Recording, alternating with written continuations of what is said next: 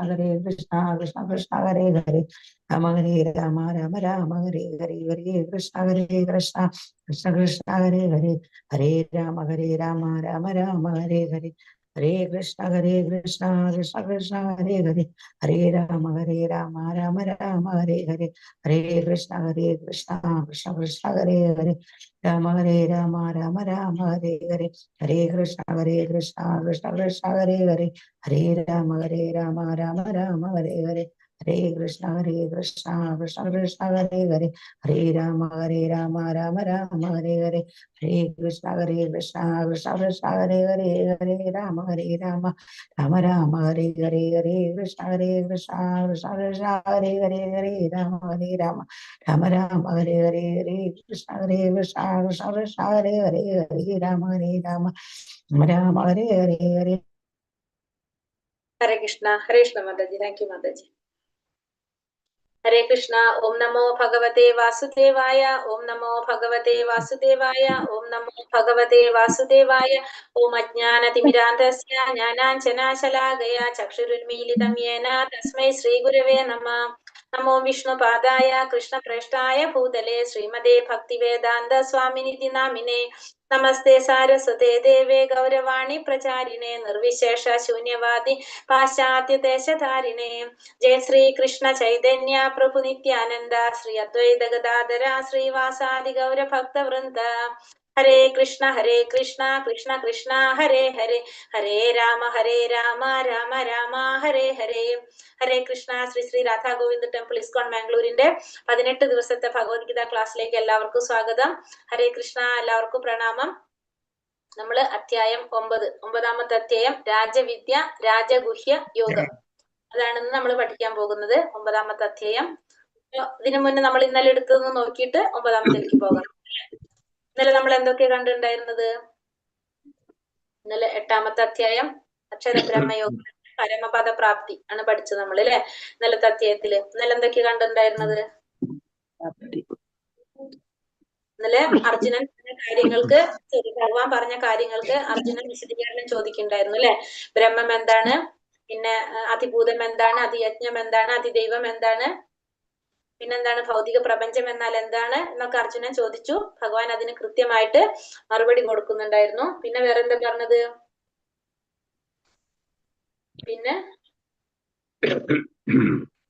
പിന്നെന്താ പറഞ്ഞിട്ടുണ്ടായിരുന്നു ഇന്നലെ? ഭഗവാന്റെ ലോകത്തെ കുറിച്ച് പറഞ്ഞു അല്ലെ. പിന്നെ അതാണ് പിന്നടുത്ത് പറഞ്ഞത് നമ്മള്. മരണസമയത്ത് ഭഗവാനെ ഓർക്കുന്നുണ്ട്, സ്മരണയുടെ പ്രാധാന്യത്തെ കുറിച്ച് പറഞ്ഞു നമ്മള്. ഭഗവാനെ സ്മരിക്കുന്നതിന്റെ പ്രാധാന്യം, മരണസമയത്ത് ഭഗവാനെ സ്മരിച്ച ഭഗവാനെ പ്രാപിക്കാൻ സാധിക്കും എന്നുള്ളത് പറഞ്ഞു തന്നു. പിന്നെ അല്ലെങ്കിൽ നമ്മൾ എവിടെ വരും? നമ്മൾ ഈ ഭൗതിക ലോകത്തിൽ തന്നെ ജന്മം എടുക്കും നമ്മൾ പറഞ്ഞു അല്ലെ. അപ്പൊ ഭഗവാൻ ഭൗതിക ലോകത്തെ കുറിച്ചും ഭഗവാന്റെ ലോകത്തെ കുറിച്ചും പറഞ്ഞു. ഭൗതിക ലോകം എങ്ങനെയുള്ളതാണെന്നാ ഭഗവാൻ പറഞ്ഞത്? ദുഃഖാലയമാണെന്ന് പറഞ്ഞു. ഭഗവാൻ എങ്ങനെ പറഞ്ഞ? ലോകം ദുഃഖാലയമാണ്, പിന്നെ അശാശ്വതം അല്ലെ. ദുഃഖാലയം അശാശ്വതം എന്നാ പറഞ്ഞത്, ശാശ്വതമല്ലാത്തതാണ്. പക്ഷെ ഭഗവാന്റെ ലോകം എങ്ങനെയാണെന്ന് പറഞ്ഞു ഭഗവാൻ? ഭഗവാന്റെ ലോകം എങ്ങനെയാണ് ഭഗവാൻ പറഞ്ഞത്? അവ്യക്തം, അവ്യക്തമായിട്ടും, അതായത് വേദാന്തികൾ അവ്യക്തം എന്നും അക്ഷയം എന്നും വിശേഷിപ്പിക്കുന്നതും പരമമായ പ്രാപ്യസ്ഥാനം എന്നറിയപ്പെടുന്നതും ഒരിക്കൽ എത്തിച്ചേർന്നാൽ പിന്നെ തിരിച്ചു വരേണ്ടതില്ലാത്തതാണ് ഭഗവാന്റെ ലോകം. ചിന്താമണി ധാമം എന്നാണ് അറിയപ്പെടുന്നത് അല്ലെ ഭഗവാന്റെ ലോകം. അങ്ങനെയുള്ളതാണെന്ന് പറഞ്ഞു. പിന്നെ വേറെ എന്താ പറഞ്ഞത്? ഗോപീചന്ദനത്തിനെ കുറിച്ച് പറഞ്ഞു അല്ലെ. അത്ര ഇതില് പറഞ്ഞുള്ളൂ അധ്യായം. പിന്നെ ഒരു കാര്യം കൂടി പറഞ്ഞിട്ടുണ്ടായിരുന്നു. നമ്മള് ഭക്തിമാർഗം സ്വീകരിക്കുന്നത് കൊണ്ട് ഇപ്പൊ നമ്മൾ വേദപഠനം നടത്തിയാലും പിന്നെ യജ്ഞങ്ങൾ ആചരിച്ചാലും ദാനധർമ്മങ്ങൾ ചെയ്താലും ഇതൊക്കെ ചെയ്യുന്നതിന്റെ ഫലം നമുക്ക് എന്തിലൂടെ കിട്ടും? ഭക്തിമാർഗം സ്വീകരിച്ചാൽ കിട്ടും. പ്ലസ് ഒരു ഗുണം കൂടി കിട്ടും, ഭഗവാന്റെ ധാമത്തിലേക്ക് പോകാനും സാധിക്കും. അതെല്ലാം നമ്മൾ ഈ പറഞ്ഞ കാര്യങ്ങളൊക്കെ ചെയ്യുകയാണെങ്കിൽ നമുക്ക് ആ പുണ്യഫലങ്ങൾ മാത്രമേ കിട്ടുന്നുള്ളൂ, ഭഗവത് ധാമത്തിലേക്ക് പോകാൻ സാധിക്കില്ല. ആ പുണ്യ കർമ്മങ്ങൾ കഴിഞ്ഞാൽ നമ്മൾ പിന്നെ പുണ്യഫലങ്ങൾ അനുഭവിച്ചാൽ വീണ്ടും നമ്മൾ എവിടേക്ക് വരേണ്ടി വരും? ഈ ഭൂമിയിലേക്ക്, ഭൗതിക ലോകത്തില് ഭൂമിയിലേക്ക് വരേണ്ടി വരും. പക്ഷെ ഭക്തിയുത സേവനം ചെയ്തുകൊണ്ടിരുന്നു കഴിഞ്ഞാൽ നമുക്ക് എന്താണ്? ഈ പറഞ്ഞ കാര്യങ്ങൾ ചെയ്യുന്നതിന്റെ ഫലവും കിട്ടുകയും ചെയ്യും. ഒപ്പം നമുക്ക് എവിടേക്ക് പോകാനും പറ്റും? ഭഗവാന്റെ ധാമത്തിലേക്ക് പോകാനായിട്ട് സാധിക്കും അല്ലെ. അങ്ങനെയാണ് പറഞ്ഞത്. പിന്നെ അത് കഴിഞ്ഞിട്ട് ഗോപീചന്ദനത്തിനെ കുറിച്ച് പറഞ്ഞു അല്ലെ. നമ്മള് ഗോപീചന്ദനം ഗോപിചന്ദനം ദ്വാരകയിലെ അല്ലെങ്കിൽ വൃന്ദാവനത്തിലെ മണ്ണാണെന്ന് പറഞ്ഞു. ആ ഗോപിചന്ദനത്തിന്റെ ഗുണങ്ങൾ നമ്മൾ കണ്ടിട്ടുണ്ടായിരുന്നു. എന്തൊക്കെയാ പറഞ്ഞത്? ചെയ്യുന്നതിന്റെ ഫലം കിട്ടും, ഗംഗാ നദിയിൽ സ്നാനം ചെയ്യുന്നതിന്റെ ഗുണം കിട്ടും, പിന്നെ യമരാജൻ പോലും അടുത്തേക്ക് വരില്ല എന്ന് കണ്ടു. പിന്നെന്താണ്? 1000 അശ്വമേധത്തിന്റെ ഗുണം ഉണ്ടാവും എന്ന് പറഞ്ഞു അല്ലെ. പിന്നെ വേറൊരു വലിയൊരു ഇതെന്ന് വെച്ചാൽ ഇപ്പൊ നമുക്ക് മനസ്സിലായി ഇപ്പൊ അത് ഭഗവാന്റെ പാദാണ്, അടിയിൽ തുളസിയിലാണ്. ഇപ്പൊ നമ്മള് നെറ്റിയില് നമ്മൾ ഈ ഗോപിചന്ദനം കാണുമ്പോ നമുക്ക് പെട്ടെന്ന് നമുക്ക് ആരും ഓർമ്മ വരും? ഭഗവാൻ ഓർമ്മ വരും. കാര്യം ഇപ്പൊ നമുക്ക് മനസ്സിലായി ഭഗവാന്റെ പാദാണെന്ന് അല്ലേ. അപ്പൊ അത് കാണുമ്പോ നമുക്ക് ആരും ഓർമ്മ വരാ? ഭഗവാനും ഓർമ്മ വരാം. അപ്പൊ അതുകൊണ്ട് നമ്മളിപ്പോ ഈ ഗോപിചന്ദനം തൊട്ട് കഴിഞ്ഞാൽ കാണുന്ന വ്യക്തിക്ക് ഭഗവാൻ ഓർക്കാൻ ഒരു അവസരം കൂടി ഉണ്ടാകാണ് അവിടെ ചെയ്യുന്നത് അല്ലേ. നമ്മള് ഗോപിചന്ദനം ധരിച്ചിട്ട് നമ്മളെ നെറ്റില് വേറൊരാൾ കാണുമ്പോ അവർക്ക് ഇത് അറിഞ്ഞു കഴിഞ്ഞാൽ അവർക്ക് പിന്നെന്താണ് ആ സമയത്ത് അത് ഭഗവാൻ ഓർക്കാനുള്ള ഒരു അവസരം കൂടി ഉണ്ടാവുകയാണ് ചെയ്യുന്നത്. മനസ്സിലായോ? ഇപ്പൊ ഇനി നമ്മള് അങ്ങനെയാണ് നമ്മൾ 8ാമത്തെ അധ്യായം കഴിഞ്ഞു. പിന്നെ 9ാമത്തെ അധ്യായം രാജവിദ്യ രാജഗുഹ്യ യോഗം. രാജവിദ്യ എന്ന് വെച്ചാൽ രാജവിദ്യ എന്ന് വെച്ചാൽ എന്താണ് അർത്ഥം? വിദ്യകളുടെ രാജാവ്. രാജഗുഹ്യം അതീവ രഹസ്യമായിട്ടുള്ളത്, അതാണ് ഈ അധ്യായത്തിൽ പറഞ്ഞത്. ഏറ്റവും രഹസ്യമായിട്ടുള്ളതും വിദ്യകളുടെ രാജാവും അതെന്താണെന്നാണ് ഈ അധ്യായത്തിൽ പറഞ്ഞത്. അപ്പൊ ഏറ്റവും രഹസ്യമായിട്ടുള്ള ഒരു കാര്യമാണ് ഭഗവാൻ ഈ അധ്യായത്തിൽ പറഞ്ഞു തരാനായിട്ട് പോകുന്നത്. 9ാമത്തെ അധ്യായം നല്ലൊരു അധ്യായമാണ്, സെന്ററിൽ വരുന്ന അധ്യായമാണ്. അപ്പൊ എന്താ പറയാ, നമുക്ക് അത്രയും വിശേഷപ്പെട്ട ഒരു അധ്യായമാണെന്ന് പറയാം. ഇതില് കുറച്ച് കൂടുതൽ ശ്ലോകങ്ങൾ കൊടുത്തിട്ടുണ്ട് ഈ അധ്യായത്തിൽ, അത്രയും പ്രധാനപ്പെട്ടത് കൊണ്ട്. ഹരേ കൃഷ്ണ, എന്തിലും പറഞ്ഞായിരുന്നു?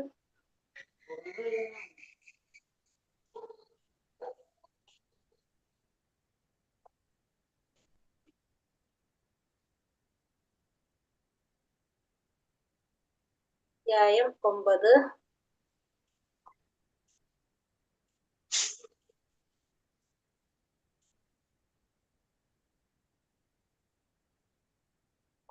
രാജവിദ്യ രാജഗുഹ്യ യോഗം, ദ മോസ്റ്റ് കോൺഫിഡൻഷ്യൽ നോളജ്. അതാണ് നമുക്ക് ഈ അധ്യായത്തില് എന്താണ് ദ മോസ്റ്റ് കോൺഫിഡൻഷ്യൽ നോളജ് നോക്കാം. നമുക്ക് രാജവിദ്യ രാജഗുഹ്യ യോഗം എന്താണെന്ന് നോക്കാം. ശ്ലോകം പറഞ്ഞിട്ടില്ല ഇതില്, കാരണം കുറെ അധികം ഇട്ടിട്ടുണ്ട് ശ്ലോകങ്ങൾ, അതുകൊണ്ട് ശ്ലോകം പറയാതെ പോയിരിക്കുന്നത്. നമുക്ക് ഇടയ്ക്ക് വായിക്കാം. ശ്ലോകം വായിച്ചില്ലെങ്കിൽ നമുക്കൊരു സുഖം ഉണ്ടാവില്ല രാവിലെ തന്നെ. ശ്രീ ഭഗവാനുവാച ഓം നമോ ഭഗവതേ വാസുദേവായ. ശ്രീ ഭഗവാനുവാച ഇദം തൂതേ ഗുഹ്യതമം പ്രവേക്ഷ്യാമി ജ്ഞാനസൂയവേ ജ്ഞാനം വിജ്ഞാന സഹിതം യജ്ഞാത്വാ മോക്ഷ്യസേ ശുഭാത്. ഭഗവാൻ പറഞ്ഞു, പ്രിയപ്പെട്ട അർജുന, നീ എന്നിൽ ഒരിക്കലും അസൂയാലുവായിട്ടില്ല. അതുകൊണ്ടാണ് അതീവ രഹസ്യമായ ഈ ജ്ഞാനവും വിജ്ഞാനവും നിന്നെ ഗ്രഹിപ്പിക്കാം. ഇതറിഞ്ഞാൽ ഭൗതിക ജീവിത ക്ലേശങ്ങളിൽ നിന്ന് നീ മുക്തനാകും. അപ്പൊ അർജുനനോട് ഭഗവാൻ പറയാണ്, നീ ഒരിക്കലും എന്നിൽ എന്തുണ്ടായിട്ടില്ല, നിനക്ക് ഒരിക്കലും എന്നോട് അസൂയ ഉണ്ടായിട്ടില്ല. അതുകൊണ്ടാണ് നിനക്ക് ഈ രഹസ്യമായിട്ടുള്ള ജ്ഞാനവും വിജ്ഞാനവും നിന്നെ ഞാൻ പഠിപ്പിക്കാനായിട്ട് ഗ്രഹിപ്പിക്കാനായിട്ട് പോകുന്നത്. ഇത് അറിഞ്ഞു കഴിഞ്ഞാൽ നിനക്ക് ജീവിതത്തിന്റെ ഭൗതിക ക്ലേശങ്ങളിൽ നിന്ന് മുക്തനാകാനായിട്ട് സാധിക്കും. അപ്പൊ ഭഗവാൻ ഇവിടെ 8 അധ്യായമായില്ലേ നമ്മള്. അപ്പൊ ഭഗവാൻ ഓരോ കാര്യങ്ങളും ഭഗവാൻ അർജുനന് പറഞ്ഞു കൊടുക്കും തോറും ഭഗവാനോട് അർജുനനുള്ള ഭക്തി അത് കൂടിക്കൊണ്ട് വരികയാണ് ചെയ്യുന്നത്. ഒരിക്കൽ പോലും ഭഗവാനോട് അർജുനന് അസൂയ തോന്നിയിട്ടില്ല. കാരണം ഭഗവാൻ പരമാത്മാവായിട്ട് അർജുനന്റെ ഉള്ളിലുണ്ട് അല്ലെ. അതുകൊണ്ട് തന്നെ ഭഗവാന്റെ ചിന്തകളും എല്ലാം ആർക്കറിയാം? ഭഗവാൻ അറിയാം. അപ്പൊ ഒരിക്കലും ഭഗവാനോട് അർജുനന് അസൂയ തോന്നിയിട്ടില്ല. അതുകൊണ്ടാണ് നിനക്ക് ഞാൻ ഈ അതീവ രഹസ്യമായിട്ടുള്ള ജ്ഞാനവും വിജ്ഞാനവും ഞാൻ നിനക്ക് പറഞ്ഞു തരുന്നത്. ഇത് അറിഞ്ഞു കഴിഞ്ഞാൽ നിനക്ക് ഭൗതികമായ ജീവിതത്തിന്റെ ക്ലേശങ്ങളിൽ നിന്ന് നിനക്ക് മുക്തനാകാനായിട്ട് സാധിക്കും. രാജവിദ്യ രാജഗുഹ്യം പവിത്രാമിതമുത്തമം പ്രത്യക്ഷാവഗമം ധർമ്മ്യം സുസുഖം കർത്തുമവ്യയം. എന്നോട് പറയുന്നത് ഈ ജ്ഞാനം രാജവിദ്യയാണ്. ഈ ജ്ഞാനം എങ്ങനെയുള്ളതാണ്? രാജവിദ്യയാണ് ഈ ജ്ഞാനം. രഹസ്യങ്ങളിൽ വെച്ച് രഹസ്യവും ഏറ്റവും പവിത്രമായതുമാണിത്. നേരിട്ട് ആത്മസാക്ഷാത്കാരം നൽകുന്നത് കൊണ്ട് ധർമ്മത്തിന്റെ പരിപൂർണതയാണിത്. ശാശ്വതവും സന്തോഷത്തോടെ ചെയ്യാവുന്നതുമാണ്. അപ്പൊ ഈ ഒരു ജ്ഞാനത്തെ കുറിച്ച് പറയാണ്. ഇത് എങ്ങനെയുള്ള ജ്ഞാനമാണ്? രാജവിദ്യയാണ്. വിദ്യകളുടെ രാജാവാണിത്. മാത്രമല്ല രഹസ്യങ്ങളിൽ വെച്ച് ഏറ്റവും രഹസ്യമായിട്ടുള്ളതും പവിത്രമായിട്ടുള്ളതുമാണിത്. പിന്നെ ഇതിനോ നേരിട്ട് ആത്മസാക്ഷാത്കാരം നൽകുന്നത് കൊണ്ട് നമുക്ക് നേരിട്ട് ആത്മസാക്ഷാത്കാരത്തിലേക്ക് കടക്കാൻ എന്തുകൊണ്ട് സാധിക്കും? ഭക്തി കൊണ്ട് സാധിക്കും, ഭക്തിയോഗം കൊണ്ട് സാധിക്കും. അതുകൊണ്ട് ധർമ്മത്തിന്റെ പരിപൂർണതയാണിത്. ധർമ്മത്തിന്റെ പരിപൂർണത എന്ന് പറഞ്ഞാല് നമുക്ക് എന്താണ്? സാക്ഷാത്കാരം നേടാനായിട്ട് സാധിക്കുക എന്നുള്ളതാണ്. ഇതാണ് നമ്മുടെ പരമമായ ധർമ്മം. നമ്മുടെ പരമമായ ധർമ്മം എന്ന് പറയുന്നത് സാക്ഷാത്കാരം, ആത്മസാക്ഷാത്കാരം നേടാം, ആത്മാവിനെ സാക്ഷാത്കരിക്കാൻ സാധിക്കുക, ആത്മാവിനെ അതിന്റെ മൂലസ്വരൂപമായിട്ടുള്ള ഭഗവാനെ സാക്ഷാത്കരിക്കാൻ സാധിക്കുക എന്നുള്ളതാണ് നമ്മൾ ആത്മസാക്ഷാത്കാരം എന്നതുകൊണ്ട് അർത്ഥമാക്കുന്നത്. അപ്പൊ അത് ധർമ്മത്തിന്റെ പരിപൂർണതയാണ്. നമ്മുടെ ധർമ്മം, പരമമായ ധർമ്മം എന്ന് പറയുന്നത് യഥോ ഭക്തി രഥോക്ഷജ എന്ന് പറഞ്ഞ അഹൈതുക്കി അപ്രതീഹത ഈ ആത്മാ സുപ്രസിദ്ധം പറഞ്ഞ പരമമായ ധർമ്മം ഭഗവാനെ, അധോക്ഷജൻ എന്ന് വെച്ചാൽ ഭഗവാനെയാണ് പറഞ്ഞ, ഭഗവാനെ സേവിക്കുക എന്നുള്ളതാണ് നമ്മുടെ പരമമായ ധർമ്മം. അത് എങ്ങനെയായിരിക്കണം? നമ്മള് ഒട്ടും വിഘ്നങ്ങളില്ലാതെ ഉത്സാഹത്തോടെ നമ്മൾ ചെയ്യാം, അതാണ് ചെയ്യേണ്ടത്. അപ്പൊ പരിപൂർണത എന്ന് പറയുന്നത് ആത്മസാക്ഷാത്കാരം നേടുമ്പോഴാണ് സാധിക്കുന്നത്. അത് ശാശ്വതവും സന്തോഷത്തോടെ ചെയ്യാവുന്നതുമാണ് എന്ത്? ഭക്തിയുടെ സേവനം, ഭഗവാനെ സാക്ഷാത്കരിക്കാനായിട്ട് സേവനം ചെയ്യാന്നുള്ളത്. അപ്പൊ ഇത് രഹസ്യങ്ങളിൽ വെച്ചപ്പോ നമ്മൾ തന്നെ പ്രത്യക്ഷാവഗമം ധർമ്മം, പ്രത്യക്ഷത്തിൽ തന്നെ നമുക്ക് അതിന്റെ മനസ്സിലാക്കാനായിട്ട് സാധിക്കും. ഇപ്പൊ നമുക്ക് നാമം ജപിക്കുമ്പോ നമ്മൾ പറഞ്ഞില്ലേ, നാമം ജപിക്കുമ്പോ നമുക്ക് പ്രത്യക്ഷത്തിൽ തന്നെ അതിന്റെ ഗുണം മനസ്സിലാക്കാൻ സാധിക്കും. നമ്മളിപ്പോ രാവിലെ നമ്മൾ ക്ലാസ്സുകളിൽ ഇരിക്കുമ്പോൾ നമുക്ക് തന്നെ ആ പ്രത്യക്ഷത്തിൽ അതിന്റെ ഗുണം നമുക്ക് മനസ്സിലാക്കാൻ സാധിക്കും. അതാണ് എന്തിന്റെ പ്രത്യേകത? ഭക്തിയുടെ സേവനത്തിന്റെ അല്ലെങ്കിൽ ഭക്തിയുടെ പ്രത്യേകത അതാണ്. അപ്പൊ അതാണ് ഇവിടെ ഭഗവാൻ പറയുന്നത്. മൂന്നാമത്തെ ശ്ലോകത്തിൽ എന്താ പറഞ്ഞത്? ശ്ലോകം അശ്രദ്ധാന പുരുഷ ധർമ്മസ്യാസ്യ പരം തപ അപ്രാപ്യമാം നിവർത്തന്തേ മൃത്യു സംസാരവത്മിനി. ഈ ഭക്തിയുടെ സേവനത്തിൽ വിശ്വാസമില്ലാത്തവർക്ക് എന്നെ പ്രാപിക്കാനാവില്ല. അപ്പൊ ഭക്തിയുടെ സേവനത്തിൽ വിശ്വാസമില്ലാത്തവർക്ക് എന്ത് സാധിക്കില്ല? ഭഗവാനെ പ്രാപിക്കാനായിട്ട് സാധിക്കില്ല. ഹേ ശത്രുഞ്ജയ, അതുകൊണ്ട് അവർ ഈ ഭൗതിക ലോകത്തിൽ ജനന മരണങ്ങളുടെ വഴിയിലേക്ക് വീണ്ടും എത്തുന്നു. അപ്പൊ അങ്ങനെയുള്ളവർക്ക് വീണ്ടും എന്ത് വേണ്ടി വരും? ഈ ഭൗതിക ലോകത്തിൽ വീണ്ടും ജന്മം എടുക്കേണ്ടതായിട്ട് വരും. കാരണം ഭക്തിയുടെ സേവനത്തിൽ വിശ്വാസമില്ലാത്തവർക്ക് ഭഗവാനെ പ്രാപിക്കാനായിട്ട് സാധിക്കില്ല. അതുകൊണ്ട് അവർക്ക് വീണ്ടും ഈ ഭൗതിക ലോകത്തിലെ ഈ ജനന മരണങ്ങളുടെ വഴിയിലേക്ക് അവർക്ക് വീണ്ടും എത്തേണ്ടതായിട്ട് വരും.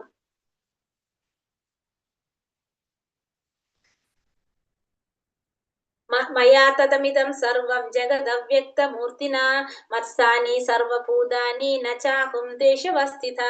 അവ്യക്തമായ രൂപത്തിൽ ഞാൻ ഈ പ്രപഞ്ചമെമ്പാടും വ്യാപിച്ചു നിൽക്കുന്നു. സർവഭൂതങ്ങളും എന്നിലാണ്, ഞാൻ അവയിലല്ല സ്ഥിതി ചെയ്യുന്നത്. അപ്പൊ അവ്യക്തമായ രൂപത്തിൽ എല്ലാം എന്താണ്? ഭഗവാനിൽ വ്യാപിച്ചു നിൽക്കാണ്. ഈ പ്രപഞ്ചം മുഴുവനും ഭഗവാനിൽ വ്യാപിച്ചു നിൽക്കാണ്. എല്ലാം ഭഗവാനിലാണ് സ്ഥിതി ചെയ്യുന്നത്. പക്ഷെ ഭഗവാൻ അവയിലല്ല സ്ഥിതി ചെയ്യുന്നത്. അപ്പൊ എല്ലാതും ഭഗവാന്റെ അവ്യക്തമായ രൂപത്തില് എല്ലാം ഭഗവാനില് എന്താ ചെയ്യാണ്? വ്യാപിച്ചു നിൽക്കുന്നതാണ്. നമ്മൾ പറഞ്ഞല്ലേ, എങ്ങനെയാണ് പറഞ്ഞത്? മുത്തുകൾ നൂലിന്മേൽ എന്ന പോലെ. നമ്മൾ ആ നൂല് കാണുന്നില്ല, ആ മുത്തുകൾ ഇങ്ങനെ അടക്കി വെച്ചിരിക്കുന്നത് പോലെ അത് കാണുന്നുള്ളൂ. അതേപോലെ തന്നെ പ്രപഞ്ചമെമ്പാടും വ്യാപിച്ചു നിൽക്കുന്നത് ഭഗവാനിലാണ് നിൽക്കുന്നത്. എല്ലാം ഭഗവാനിലാണ് നിൽക്കുന്നത്. പക്ഷെ ഭഗവാൻ അതിലല്ല സ്ഥിതി ചെയ്യുന്നതെന്ന് ഭഗവാൻ ഇവിടെ പറയാണ്. സൃഷ്ടിജാലങ്ങളൊന്നും എന്നിൽ സ്ഥിതി ചെയ്യുന്നില്ല. എന്റെ യോഗ പ്രഭാവം നോക്കൂ. സർവഭൂതങ്ങളുടെയും പരിപാലകനും സർവവ്യാപിയുമാണെങ്കിലും ഞാൻ ഈ പ്രത്യക്ഷ പ്രപഞ്ചത്തിന്റെ ഒരംശമല്ല, മറിച്ച് ഞാനാണ് ഈ പ്രപഞ്ചത്തിന്റെ ഉത്ഭവസ്ഥാനം. അപ്പൊ ഈ സൃഷ്ടിജാലങ്ങളൊന്നും ഭഗവാനിൽ സ്ഥിതി ചെയ്യുന്നില്ല.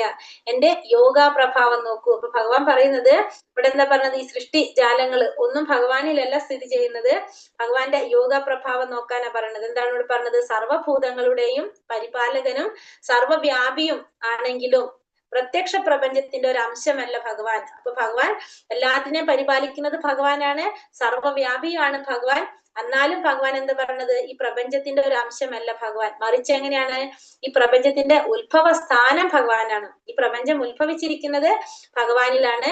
പക്ഷെ ഒരിക്കലും ഭഗവാൻ ആ പ്രപഞ്ചത്തിന്റെ ഒരംശമല്ല. അതായത് ഭഗവാൻ എല്ലാതും ഭഗവാനിൽ സ്ഥിതി ചെയ്യുന്നെങ്കിലും എന്താ പറയുന്നത്? ഭഗവാൻ അവയിലല്ല എന്നാണ് പറയുന്നത്. അപ്പൊ അതെങ്ങനെയാ പറയുന്നത്? അടുത്ത ശ്ലോകത്തിൽ പറയുന്നുണ്ട് അത് എങ്ങനെയാണെന്നുള്ളത്. 6ാമത്തെ ശ്ലോകത്തിലെ ആകാശത്തിൽ സ്ഥിതി ചെയ്യുന്നത് കൊണ്ട്, ആകാശത്തിൽ സ്ഥിതി ചെയ്തുകൊണ്ട് തന്നെ ശക്തിയുള്ള കാറ്റ് എല്ലായിടത്തും സഞ്ചരിക്കുന്നു. അതുപോലെ സർവ്വ സൃഷ്ടികളും എക്കാലത്തും എന്നിലാണ് വിശ്രമിക്കുന്നത്. അപ്പൊ ആകാശത്തിൽ സ്ഥിതി ചെയ്തുകൊണ്ട് തന്നെ ശക്തിയുള്ള കാറ്റ് എന്ത് ചെയ്യും? എല്ലായിടവും ആ കാറ്റ് സഞ്ചരിക്കും. അതേപോലെ സർവ്വ സൃഷ്ടികളും എക്കാലത്തും എന്നിലാണ് വിശ്രമിക്കുന്നത്. അപ്പൊ ആകാശത്തിലുള്ള വായു, അത് കാറ്റ് എന്ന് പറയുന്നത് എങ്ങനെയാണ് പറയുന്നത്? ആ കാറ്റിന്റെ ചലനം നമുക്ക് മനസ്സിലാക്കാൻ സാധിക്കുന്നത് എങ്ങനെയാണ്? അതിലുള്ള വസ്തുക്കൾ അനങ്ങുമ്പോൾ. അപ്പൊ അതിന് സ്വാധീനം, ആ ചലനത്തിൽ സ്വാധീനം ചെലുത്തുന്നത് എങ്ങനെയാണ്? മറ്റുള്ള വസ്തുക്കൾ, പദാർത്ഥങ്ങളൊക്കെ അനങ്ങുമ്പോഴാണ് നമുക്ക് അവിടെ കാറ്റുണ്ടെന്ന് മനസ്സിലാക്കാനായിട്ട് സാധിക്കുന്നത്. പക്ഷെ എങ്കിലും ആ കാറ്റ് ഒരിക്കലും എന്ത് വരുന്നില്ല? ആകാശത്തിന്റെ അപ്പുറത്തേക്ക് കടക്കുന്നില്ല. ഇപ്പുറത്തേക്ക്, അത് ആകാശത്തിൽ തന്നെ സ്ഥിതി ചെയ്യാണ്, അത് ഇപ്പുറത്തേക്ക് കടക്കുന്നില്ല. അതേപോലെ തന്നെ വിസ്മയാവഹമായിട്ടുള്ള ഈ പ്രപഞ്ചം പരമമായ ഭഗവതിച്ഛയാലാണ് നിലനിൽക്കുന്നത്. എല്ലാം ഭഗവാനെ ആശ്രയിച്ചാണ് നിൽക്കുന്നത്. അല്ലാതെ ഭഗവാന്റെ സമ്മതമില്ലാതെ, ഭഗവാന്റെ ഹിതം അനുസരിച്ചല്ലാതെ ഒരു പുൽക്കൊടിക്ക് പോലും എന്ത് സാധിക്കില്ല? അനങ്ങാനായിട്ട് സാധിക്കില്ല. അപ്പൊ എല്ലാതും എല്ലാ കാലത്തും ആരിൽ തന്നെയാണ് വിശ്രമിക്കുന്നത്? ഭഗവാനിൽ തന്നെയാണ് വിശ്രമിക്കുന്നത്. പ്രപഞ്ച പ്രവർത്തനം എന്റെ അധീനതയിലാണ്. ഈ പ്രപഞ്ചത്തിന്റെ പ്രവർത്തനം എങ്ങനെയാണ്? ഭഗവാന്റെ അധീനതയിലാണ്. എന്റെ ഇച്ഛയ്ക്കനുസരിച്ച് അത് വീണ്ടും വീണ്ടും ആവിർഭവിക്കുകയും ഒടുവിൽ തിരോഭവിക്കുകയും ചെയ്യുന്നു. അപ്പൊ ഈ ഭഗവാന്റെ ഇച്ഛയ്ക്കനുസരിച്ച് എന്ത് ചെയ്യാണത്? അത് വീണ്ടും വീണ്ടും വരുന്നു, അത് വീണ്ടും വീണ്ടും ഇല്ലാതാകുന്നു. അപ്പൊ അതായത് ഇവിടെ പറയുന്നത് രണ്ട് തരത്തില് നമുക്ക് പറയാം. അതിന് സൃഷ്ടി നടന്നു, അതിനുശേഷം പ്രളയം സംഭവിക്കുന്നുണ്ട്. പ്രളയം ഒന്ന്, അത് ബ്രഹ്മാവിനെ ഡിപ്പെൻഡ് ചെയ്തിട്ടാണ് വരുന്നത്. അതായത് ബ്രഹ്മാവിന്റെ ഓരോ പകല് കഴിയുമ്പോഴും, ഓരോ രാത്രിയിലും, പിന്നെ ബ്രഹ്മാവിന്റെ ആയുസ് കഴിയുമ്പോൾ, ബ്രഹ്മാവിന്റെ ജീവിതത്തിന്റെ അവസാനത്തിലും പ്രളയം, രണ്ട് പ്രളയം സംഭവിക്കുന്നുണ്ട്. ഒന്ന് കൽപ്പപ്രളയം, ഒന്ന് മഹാപ്രളയം, രണ്ട് പ്രളയം. അപ്പൊ അത് നമുക്ക് ലാസ്റ്റ് പറയാം. അതൊന്ന് ജസ്റ്റ്, പ്രപഞ്ച പ്രവർത്തനം എന്റെ അധീനതയിലാണ്. ഭഗവാന്റെ ഇച്ഛയ്ക്ക് അനുസരിച്ചത് വീണ്ടും വീണ്ടും ആവിർഭവിക്കുന്നു, ഒടുവിൽ അത് തിരോഭവിക്കുകയും ചെയ്യുന്നു. അപ്പൊ ഭഗവാന്റെ ഇച്ഛയ്ക്ക് അനുസരിച്ചാണ് ഈ പ്രപഞ്ചം ഉണ്ടാകുന്നതും അത് ഇല്ലാതാകുന്നത്. എന്തിനെ ഡിപ്പെൻഡ് ചെയ്തിരിക്കുകയാണത്? നമ്മൾ ഈ പറഞ്ഞ ബ്രഹ്മാവിന്റെ കൽപ്പവും ബ്രഹ്മാവിന്റെ ആയുസ്സും അനുസരിച്ച്. ധനഞ്ജയ, ഈ കർമ്മങ്ങൾക്കൊന്നും തന്നെ എന്നെ ബന്ധിക്കുവാൻ കഴിയില്ല. ഒരു ഭൗതിക പ്രവർത്തനങ്ങളോട് ബന്ധപ്പെടാതെ ഉദാസീനനെ പോലെ സ്ഥിതി ചെയ്യുകയാണ് ഞാൻ. അപ്പൊ ഭഗവാൻ പറയുന്നത്, ഒരു ഭൗതിക പ്രവർത്തനങ്ങൾക്ക്, ഈ കർമ്മങ്ങൾക്കൊന്നും തന്നെ എന്നെ ബന്ധിക്കാനായിട്ട് ഒന്നിനും കഴിയില്ല. കാരണം ഒരു ഭൗതിക പ്രവർത്തനങ്ങളോടും ബന്ധപ്പെടാതെ ഭഗവാൻ എങ്ങനെ നിലനിൽക്കുന്നു പറഞ്ഞ? ഉദാസീനനെ പോലെയാണ് ഭഗവാൻ സ്ഥിതി ചെയ്യുന്നത്. അതിന്റെ അർത്ഥം ഭഗവാൻ ഒന്നും ചെയ്യാതിരിക്കുന്നു എന്നല്ല. എന്താണ് അതിന്റെ അർത്ഥം? ഭഗവാൻ അവിടെ നിരന്തരം പ്രവർത്തിച്ചു കൊണ്ടിരിക്കുകയാണ്. പക്ഷെ നമുക്ക് എന്താ തോന്നുന്നത്? ഭഗവാൻ ഉദാസീനനെ പോലെയാണെന്ന് നമുക്ക് മനസ്സിലാക്കാനായിട്ട് സാധിക്കുന്നത്. അതായത് ഇവിടെ ഒരു ഉദാഹരണം പറയുന്നുണ്ട്. ന്യായാധിപൻ, ഉദാസീനനെ പോലെയാണ് പറയുന്നത്. ന്യായസ്ഥനായ ഒരു ഹൈക്കോടതി ജഡ്ജിയെ കുറിച്ച് പറയാണ്. തന്റെ കൽപ്പന പ്രകാരം പലതും സംഭവിക്കുന്നു. ഒരാളെ തൂക്കിക്കൊല്ലാനായിട്ട് വിധിക്കും, മറ്റൊരാളെ തടവിലാക്കാനായിട്ട് വിധിക്കും. പക്ഷെ ഇങ്ങനെ പലതരത്തില് അദ്ദേഹം കൽപ്പനകൾ പുറപ്പെടുവിക്കുന്നുണ്ടെങ്കിലും എങ്ങനെയാണ്? ഇതൊന്നും ആരെ ബാധിക്കുന്നില്ല? ജഡ്ജിയെ ബാധിക്കുന്നില്ല. അപ്പൊ ഇതിനെല്ലാം ജഡ്ജി എങ്ങനെയാണ്? ഉദാസീനനാണെന്ന് പറയാം. അതേപോലെ തന്നെയാണ് ഭഗവാൻ എല്ലാ കാര്യങ്ങളും പ്രവർത്തിക്കുന്നുണ്ട്, ചെയ്യുന്നുണ്ടെങ്കിലും ഇതൊന്നും ആരെ ബാധിക്കുന്നതല്ല? ഭഗവാനെ ബാധിക്കുന്ന കാര്യങ്ങളല്ല എന്നാണ് അവിടെ പറയുന്നത്. മയധ്യേക്ഷേണ പ്രകൃതി സൂയത്തെ സചരാചരം ഹേതുനാനേന കൗന്ദേയ ജഗത് വിപരിവർത്തത്തെ.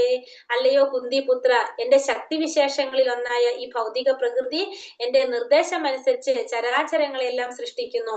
ഈ നിയമം അനുസരിച്ച് വീണ്ടും വീണ്ടും പ്രപഞ്ചം സൃഷ്ടിക്കുകയും സംഹരിക്കപ്പെടുകയും ചെയ്യുന്നു. അപ്പൊ ഭഗവാന്റെ ഇച്ഛയ്ക്കനുസരിച്ച്, ഭഗവാന്റെ നിർദ്ദേശം അനുസരിച്ച് ഈ ഭൗതിക പ്രപഞ്ചത്തില് ഈ ചരാചരങ്ങളെല്ലാം സൃഷ്ടിക്കുന്നത് ആരാണ്?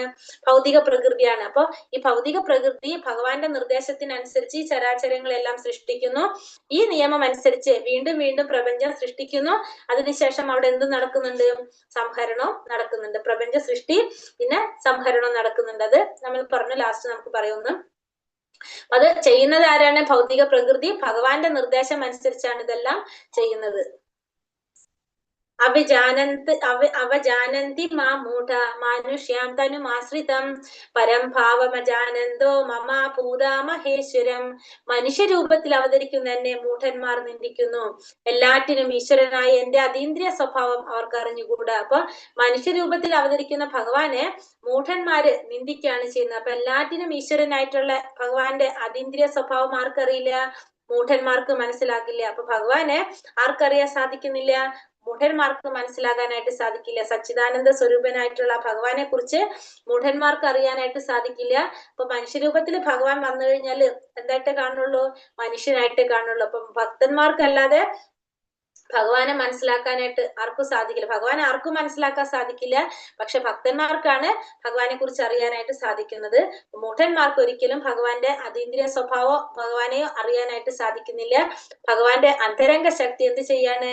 അത്തരത്തിലുള്ളവരിൽ നിന്ന് ഭഗവാനെ മറച്ചു പിടിക്കുകയാണ് ചെയ്യുന്നത്. അപ്പൊ ഒരിക്കലും അവർക്ക് ഭഗവാനെ അറിയാനുള്ള അവസരം കിട്ടുന്നേയില്ല. മോഹ കർമാണോ മോഹജ്ഞാനാവിചേതസഃ രാക്ഷസീം ആസുരീം ചൈവ പ്രകൃതി മോഹിനീം ശ്രുതഃ. ഇങ്ങനെ മോഹിതരായവർ ആസുരങ്ങളും നിരീശ്വരവാദപരങ്ങളുമായ ആശയങ്ങളാൽ ആകൃഷ്ടരാകുന്നു. ആ വ്യാമോഹ അവസ്ഥയിൽ മുക്തിയെക്കുറിച്ചുള്ള പ്രതീക്ഷകളും ഫലോദിഷ്ട കർമ്മങ്ങളും ജ്ഞാനാർജനവും എല്ലാം പാഴായി പോകും. അപ്പൊ ഇങ്ങനെ മോഹിതരായിട്ടുള്ളവര്, അതായത് ഭഗവാനെ മനസ്സിലാക്കാത്ത ഇത്തരത്തിലുള്ളവര് ആസുരങ്ങളും നിരീശ്വരവാദപരങ്ങളുമായിട്ടുള്ള ആശയങ്ങളാൽ ആകൃഷ്ടരാകുന്നു. അപ്പൊ അവർക്ക് എന്തിലേക്കാണ് ആകർഷണം വരുന്നത്?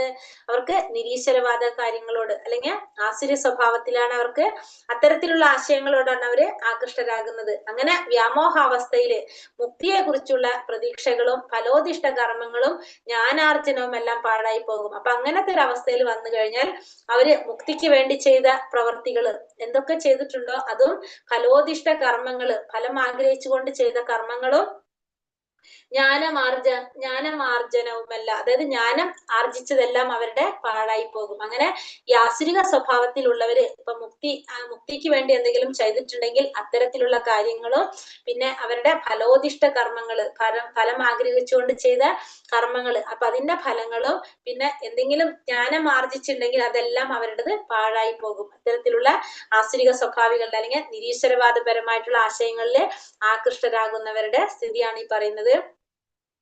മഹാത്മനസ്തു മാം പാർത്ഥ ദൈവീം പ്രകൃതിം ആശ്രിതഃ ഭജന്ത്യാനന്യ മനസോ ജ്ഞാതോ ഭൂതാദിമവ്യയം. അല്ലയോ പാർത്ഥ, വ്യാമോഹം ബാധിക്കാത്ത വിശിഷ്ടാത്മാക്കൾ ദൈവീക പ്രകൃതിയാൽ സുരക്ഷിതരാണ്. ഇനി ഭഗവാൻ പറയാണ്, ഇത് വ്യാമോഹം വന്നവരുടെ സ്ഥിതിയാണ് ഇപ്പൊ നമ്മൾ കഴിഞ്ഞ ശ്ലോകത്തിൽ കണ്ടത് അല്ലെ. ഇനി വ്യാമോഹം ബാധിക്കാത്തവരുടെ മഹാത്മാക്കളുടെ സ്ഥിതി എങ്ങനെയാണെന്ന് പറയാണ്. മഹാത്മാക്കൾ എങ്ങനെയാണ്? വ്യാമോഹം ബാധിക്കാത്ത വിശിഷ്ടാത്മാക്കള്, മഹാത്മാക്കള് ദൈവീക പ്രകൃതിയാൽ സുരക്ഷിതരാണ്. അവരെ സംരക്ഷിക്കുന്നത് ആരാണ്? ദൈവീക പ്രകൃതി. ദൈവിക പ്രകൃതി എന്ന് വെച്ചിട്ടുണ്ടെങ്കിൽ ഭഗവാന്റെ അന്തരംഗ ശക്തിയായിട്ടുള്ള രാധാറാണി. സർവഭൂതങ്ങൾക്കും ആദി കാരണവും അവ്യയനുമായ പരമപുരുഷനാണ് ഞാനെന്ന് അറിഞ്ഞുകൊണ്ട്, അപ്പൊ എല്ലാറ്റിനും ആദി കാരണനാണ്, അവ്യയനാണ് ആയ പരമപുരുഷനാണ് ഞാനെന്ന് മനസ്സിലാക്കിക്കൊണ്ട് അവർ എപ്പോഴും എന്റെ ഭക്തിപൂർവ്വം എന്റെ സേവനത്തിൽ മുഴുകുന്നു. അപ്പൊ അങ്ങനെ ഭഗവാനെ കുറിച്ച് തത്വത്തിൽ ശരിയായ അർത്ഥത്തിൽ ഭഗവാനെ മനസ്സിലാക്കി അവർ ഭക്തിപൂർവ്വം ഭഗവാന്റെ സേവനത്തില് മുഴുകിക്കൊണ്ടിരിക്കുന്നു. അപ്പൊ അതായത് ഇവിടെ പറയുന്നതാണ്, വ്യാമോഹം ബാധിക്കാത്ത വിശിഷ്ടാത്മകള്, മഹത് വ്യക്തികള് ഭഗവാന്റെ ദൈവിക പ്രകൃതിയാൽ, ഭഗവാന്റെ അന്തരംഗ ശക്തിയാൽ സുരക്ഷിതരായിരിക്കും. അവർ സർവഭൂതങ്ങൾക്കും ആദി കാരണനാണ് ഭഗവാൻ, അവ്യയനാണ് ഭഗവാൻ എന്ന് മനസ്സിലാക്കി അവർ എപ്പോഴും എന്ത് ചെയ്തുകൊണ്ടിരിക്കും? ഭക്തിപൂർവ്വം ഭഗവാന്റെ സേവനത്തില് മുഴുകിക്കൊണ്ടേയിരിക്കും. സതതം കീർത്തയന്തോ മാം യദന്തശ്ചാദൃഢാവൃതഃ നമസ്യന്തശ്ച മാം ഭക്ത്യാ നിത്യയുക്ത ഉപാസതേ. എല്ലായ്പ്പോഴും എന്റെ കീർത്തികൾ ആലപിച്ചും നിശ്ചയദാർഢ്യത്തോടെ പ്രയത്നിച്ചുകൊണ്ടും എന്റെ മുമ്പിൽ പ്രണമിച്ചുകൊണ്ടും ഈ മഹാത്മാക്കൾ നിരന്തരം എന്നെ ഭക്തിയോടുകൂടി ആരാധിക്കുന്നു. അപ്പോൾ എന്താ പറയണത്? അവരെങ്ങനെയാ ഭഗവാനെ ആരാധിക്കുന്നത് പറയണ ഈ മഹാത്മാക്കള് എങ്ങനെയാണ് ആരാധിക്കുന്നത്? സതതം കീർത്തയന്തോ മാം, എപ്പോഴും കീർത്തനങ്ങൾ ആലപിച്ചുകൊണ്ടും നിശ്ചയദാർഢ്യത്തോടെ പ്രയത്നിച്ചുകൊണ്ടും എന്റെ മുമ്പിൽ പ്രണമിച്ചുകൊണ്ടും ഈ മഹാത്മാക്കൾ നിരന്തരം എന്നെ ഭക്തിയോടുകൂടി ആരാധിക്കുന്നു. അപ്പൊ എപ്പോഴും ഭഗവാന്റെ മുന്നില് എന്ത് ചെയ്യാണ് ഇവര്? കീർത്തനങ്ങൾ ആലപിച്ചു കൊണ്ടിരിക്കും, നിശ്ചയദാർഢ്യത്തോടെ പ്രയത്നിച്ചു കൊണ്ടിരിക്കും, പിന്നെ ഭഗവാന്റെ മുന്നില് പ്രണമിക്കും. ഈ മൂന്ന് കാര്യങ്ങൾ എപ്പോഴും ആര് ചെയ്തുകൊണ്ടിരിക്കും? മഹാത്മാക്കൾ, അതായത് ഭക്തിയിലേക്ക് ഉയർന്നു വന്നിരിക്കുന്നവര്, അതായത് ശുദ്ധ ഭക്തന്മാർ, അവര് ചെയ്തു എപ്പോഴും ഭഗവാന്റെ കീർത്തനങ്ങൾ ആലപിച്ചു കൊണ്ടിരിക്കും, നിശ്ചയദാർഢ്യത്തോടെ ഭഗവാന് വേണ്ടി പ്രയത്നിച്ചു കൊണ്ടിരിക്കുന്നു, പിന്നെ ഭഗവാന്റെ മുന്നിൽ പ്രണമിച്ചുകൊണ്ട് നിരന്തരം അവർ ഭക്തിയോടുകൂടി ഭഗവാനെ ആരാധിക്കുന്നു. എന്തിനാണ് നമ്മൾ ഭഗവാനെ പ്രണമിക്കുന്നത്? എന്തുകൊണ്ടാണ് നമ്മൾ എപ്പോഴും ഭഗവാന്റെ മുന്നിൽ തല കുണിച്ച് പ്രണമിക്കുന്നത്? അങ്ങനെയല്ലേ നമ്മൾ പ്രണാമം ചെയ്യുന്നത്? എന്തിനാണ് നമ്മൾ അത് ചെയ്യുന്നത്? ഹരേ കൃഷ്ണ. ഇല്ല, അവിടെ ആരും നമ്മളുടെ ഗുരു ആയതുകൊണ്ട് ഭഗവാന്റെ മുന്നിൽ പ്രണമിക്കുന്ന ഭഗവാൻ നമ്മുടെ ഗുരു ആണോ? ഭഗവാന്റെ അനുഗ്രഹത്തിന് വേണ്ടി. അല്ല, നമ്മുടെ ഭഗവാന്റെ സമർപ്പണം. നമ്മുടെ സമർപ്പണം. ഒന്നും കൂടി തിരുങ്കൂടിയും പോന്നട്ടെ. വേറെ ആരെങ്കിലും എന്തെങ്കിലും അഭിപ്രായം? ഭഗവാനിൽ തന്നെ പൂർണ്ണമായും ആശ്രയിക്കുകയാണ് ഭഗവാനെ. ഭഗവാനോടുള്ള ഭക്തി കൊണ്ട്, ശരണാഗതി പ്രാപിച്ചതുകൊണ്ട്, ശരണാഗതി പ്രാപിക്കുന്നു. നമ്മളെക്കാളും വലിയ പരമദിവ്യോത്തമ പുരുഷനായതുകൊണ്ട് ഭഗവാനോടുള്ള സ്നേഹം. അതിന് നമുക്ക് തല കുനിക്കണമെന്നുണ്ടോ? ഒന്ന് ആലോചിച്ചൊന്നും കൂടി. സ്നേഹം കാണിക്കാൻ പരമദിവ്യോത്തമ പുരുഷനായതുകൊണ്ട് പരമദിവ്യോത്തമ പുരുഷനായതുകൊണ്ടാണ് നമ്മൾ തല കുനിക്ക്. നമുക്ക് എന്തൊക്കെ ചെയ്യാം, അതിന് നമ്മൾ തല കുനിച്ച് പ്രണാമം ചെയ്യേണ്ട ആവശ്യമുണ്ടോ? ഇതൊക്കെ നമുക്ക് ഭഗവാൻ നമ്മൾ ആരുമല്ലല്ലോ. വലിയ അത് നമ്മുടെ അഹങ്കാരമാക്കി വിനയമായി മാറ്റുവാണ്. വിനയം ഭഗവാൻ നമ്മുടെ ഉള്ളിലുള്ളത് കൊണ്ട് നമ്മൾ പ്രണമിക്കും. ഭഗവാൻ നമ്മുടെ ഉള്ളിലുകൊണ്ട് അപ്പൊ രണ്ടാമത്തെ ചോദ്യം കൂടി വന്നു. ഭഗവാൻ നമ്മുടെ ഉള്ളിലുള്ളത് കൊണ്ട് നമ്മൾ ഭഗവാനല്ല പ്രണമിക്കേണ്ടത്, നമ്മൾ ആരെ പ്രണമിക്കേണ്ടത്? രണ്ട് ചോദ്യം വന്നു, പോരണത്തും വന്നു. അതായത് ഇപ്പൊ ഒന്നാമത്തെ ക്വസ്റ്റ്യൻ, നമ്മൾ ഭഗവാൻ എന്തിനാ പ്രണമിക്കുന്നത് അല്ലെ? കാരണം നമ്മളെക്കാളും വലിയ, നമ്മളെ വിചാരം എന്താണ്? നമ്മളാണ് ഏറ്റവും ബെസ്റ്റ് അല്ലേ? നമ്മളൊരു ധാരണ എപ്പോഴും എന്താണ്? നമ്മളാണ് ഏറ്റവും ബെസ്റ്റ്, നമ്മളാണ് എല്ലാം നന്നായിട്ട് ചെയ്യുന്നത്, നമ്മളെക്കാളും വലുത് ആരുമില്ല, നമ്മളെക്കാളും നല്ലത് ആരുമില്ല അല്ലേ? നമ്മളെക്കാളും വലിയവരുടെ മുന്നിലാണ് നമ്മൾ എപ്പോഴും എന്ത് ചെയ്യുന്നത്? നമ്മൾ തല കുനിച്ച് നമ്മൾ പ്രണാമം ചെയ്യുന്നത് അല്ലേ? അങ്ങനെയല്ലേ നമ്മൾ ചെയ്യാ? അതെ, നമ്മളെക്കാളും വലിയൊരു ശക്തി ഉണ്ട് എന്ന് നമ്മളെ സ്വയം ബോധ്യപ്പെടുത്താൻ വേണ്ടിയിട്ടാണ് നമ്മൾ എന്ത് ചെയ്യുന്നത്? ഭഗവാന്റെ അടുത്ത് പ്രണാമം ചെയ്യുന്നത്. നമുക്ക് മനസ്സിലാക്കണം, നമ്മളൊന്നുമല്ല, നമ്മളെക്കാളും മുകളിൽ ഒരു ശക്തി ഉണ്ടെന്ന് നമുക്ക് മനസ്സിലാക്കാനായിട്ട്. ഒന്നാമത്തെ. ഇനി രണ്ടാമത്തെ ഒരു ചോദ്യം മാതാജി പറഞ്ഞമെന്ന് കിട്ടിയത്, നമ്മളുടെ ഉള്ളില് ഭഗവാൻ ഉണ്ട്. അപ്പൊ നമ്മൾ എങ്ങനെയാ കാണിക്കുന്നത്? നമ്മളുടെ ഉള്ളില് ഭഗവാൻ ഉണ്ട്, നമ്മളെ സ്വയം നമ്മൾ പ്രണാമം ചെയ്യുന്നില്ലല്ലോ. ഇല്ല. അപ്പൊ നമ്മളത് എങ്ങനെയാ നമ്മൾ ചെയ്യേണ്ടത്? നമ്മൾക്ക് ഭഗവാനെ പ്രണമിക്കണം. എല്ലാവരുടെ ഉള്ളിലും ആരുണ്ടെന്ന് പറഞ്ഞു? ഭഗവാൻ ഉണ്ടെന്ന് പറഞ്ഞു അല്ലെ? അപ്പൊ നമ്മള് ആ ആദരവ് എങ്ങനെ കാണിക്കുക? നമ്മള് അർപ്പണബോധത്തോടെ ആരെടുത്ത്? എല്ലാവരെയും കാണുമ്പോൾ പ്രണമിക്കുക. എല്ലാവരെ കാണും. അതായത് ഓരോ ജീവാത്മാക്കളും, ഇപ്പൊ നമ്മളിൽ എല്ലാവരിലും ജീവികളോട് ഭഗവാൻ എല്ലാരിലും ഉണ്ടല്ലോ. എല്ലാവരിലും ഉണ്ട്. ഇപ്പൊ നമ്മൾ തമ്മിൽ കാണുമ്പോ നമ്മളിപ്പോ ആദ്യം ഗുഡ് മോർണിംഗ് പറയും, അല്ലെ നമ്മൾ വിഷ് ചെയ്യില്ല. എല്ലാവരും കാണുമ്പോ ഒന്നിൽ നമസ്തേ പറയും, ഗുഡ് മോർണിംഗ് പറയും, അതല്ലെങ്കിൽ നമ്മൾ വന്നപ്പോ ഹരേ കൃഷ്ണ എന്ന് പറയും. അത് ശരിക്കും നമ്മൾ ആരെയാണ്? ആ വ്യക്തിയല്ല നമ്മൾ പ്രണമിക്കുന്നത്. നമ്മൾ ആരെയാണ്? ആർക്കാണ് പ്രണാമം കൊടുക്കുന്നത്? ഭഗവാൻ, അവരുടെ ഉള്ളിലെ ഭഗവാൻ. നമ്മൾ ഉള്ളിലിരിക്കുന്ന ഭഗവാനെയാണ് നമ്മൾ പ്രണമിക്കുന്നത്. നമ്മുടെ ഉള്ളിലുള്ള ഈശ്വര ചൈതന്യത്തെ, ഈശ്വരന്, ഭഗവാൻ, പരമാത്മാവായിരിക്കുന്ന ആ ഭഗവാനെയാണ് നമ്മൾ പ്രണമിക്കുന്നത്. അപ്പൊ നമ്മൾ തമ്മിൽ കാണുമ്പോ നമ്മൾ ആരെ കാണുമ്പോഴും നമ്മൾ എന്ത് പറയും? ഹരേ കൃഷ്ണ. ഇപ്പൊ ഇതിൽ വരുമ്പോ നമ്മൾ ഭക്തിയിൽ വരുമ്പോ നമ്മൾ ഹരേ കൃഷ്ണ എന്ന് പറയും, അല്ലെങ്കിൽ നമ്മൾ നമസ്തേ അല്ലെങ്കിൽ പറയുമല്ലോ. നമ്മൾ ഓട്ടോമാറ്റിക്കലി കാണുമ്പോ നമ്മളൊന്ന് അവരെ പ്രണമിക്കുക. അത് ഹരേ കൃഷ്ണ മാതാജി. ഹരേ കൃഷ്ണ തന്നെ ഇപ്പൊ എല്ലാറ്റിലും നമ്മ ഈ ഇസ്കോണിൽ പോയതിനു ശേഷം ആരെ കാണുമ്പോഴും ഹരേ കൃഷ്ണ എന്നേ പറയാൻ തോന്നും. ഹരേ കൃഷ്ണ എന്ന് പറയും. അപ്പൊ നമ്മളത് ചെയ്യുന്നത് എന്തിനാണ്? ആ വ്യക്തിയുടെ ഉള്ളിലിരിക്കുന്ന പരമാത്മാവായിട്ടുള്ള ഭഗവാനെയാണ് നമ്മൾ പ്രണമിക്കുന്നത്. അപ്പൊ നമുക്ക് ഒരു കാര്യം കൂടി നമുക്ക് ചോദിക്കാം. അപ്പൊ നമ്മൾ ശത്രുക്കളെ കാണുമ്പോൾ നമ്മൾ പ്രണമിക്കണ്ടേ?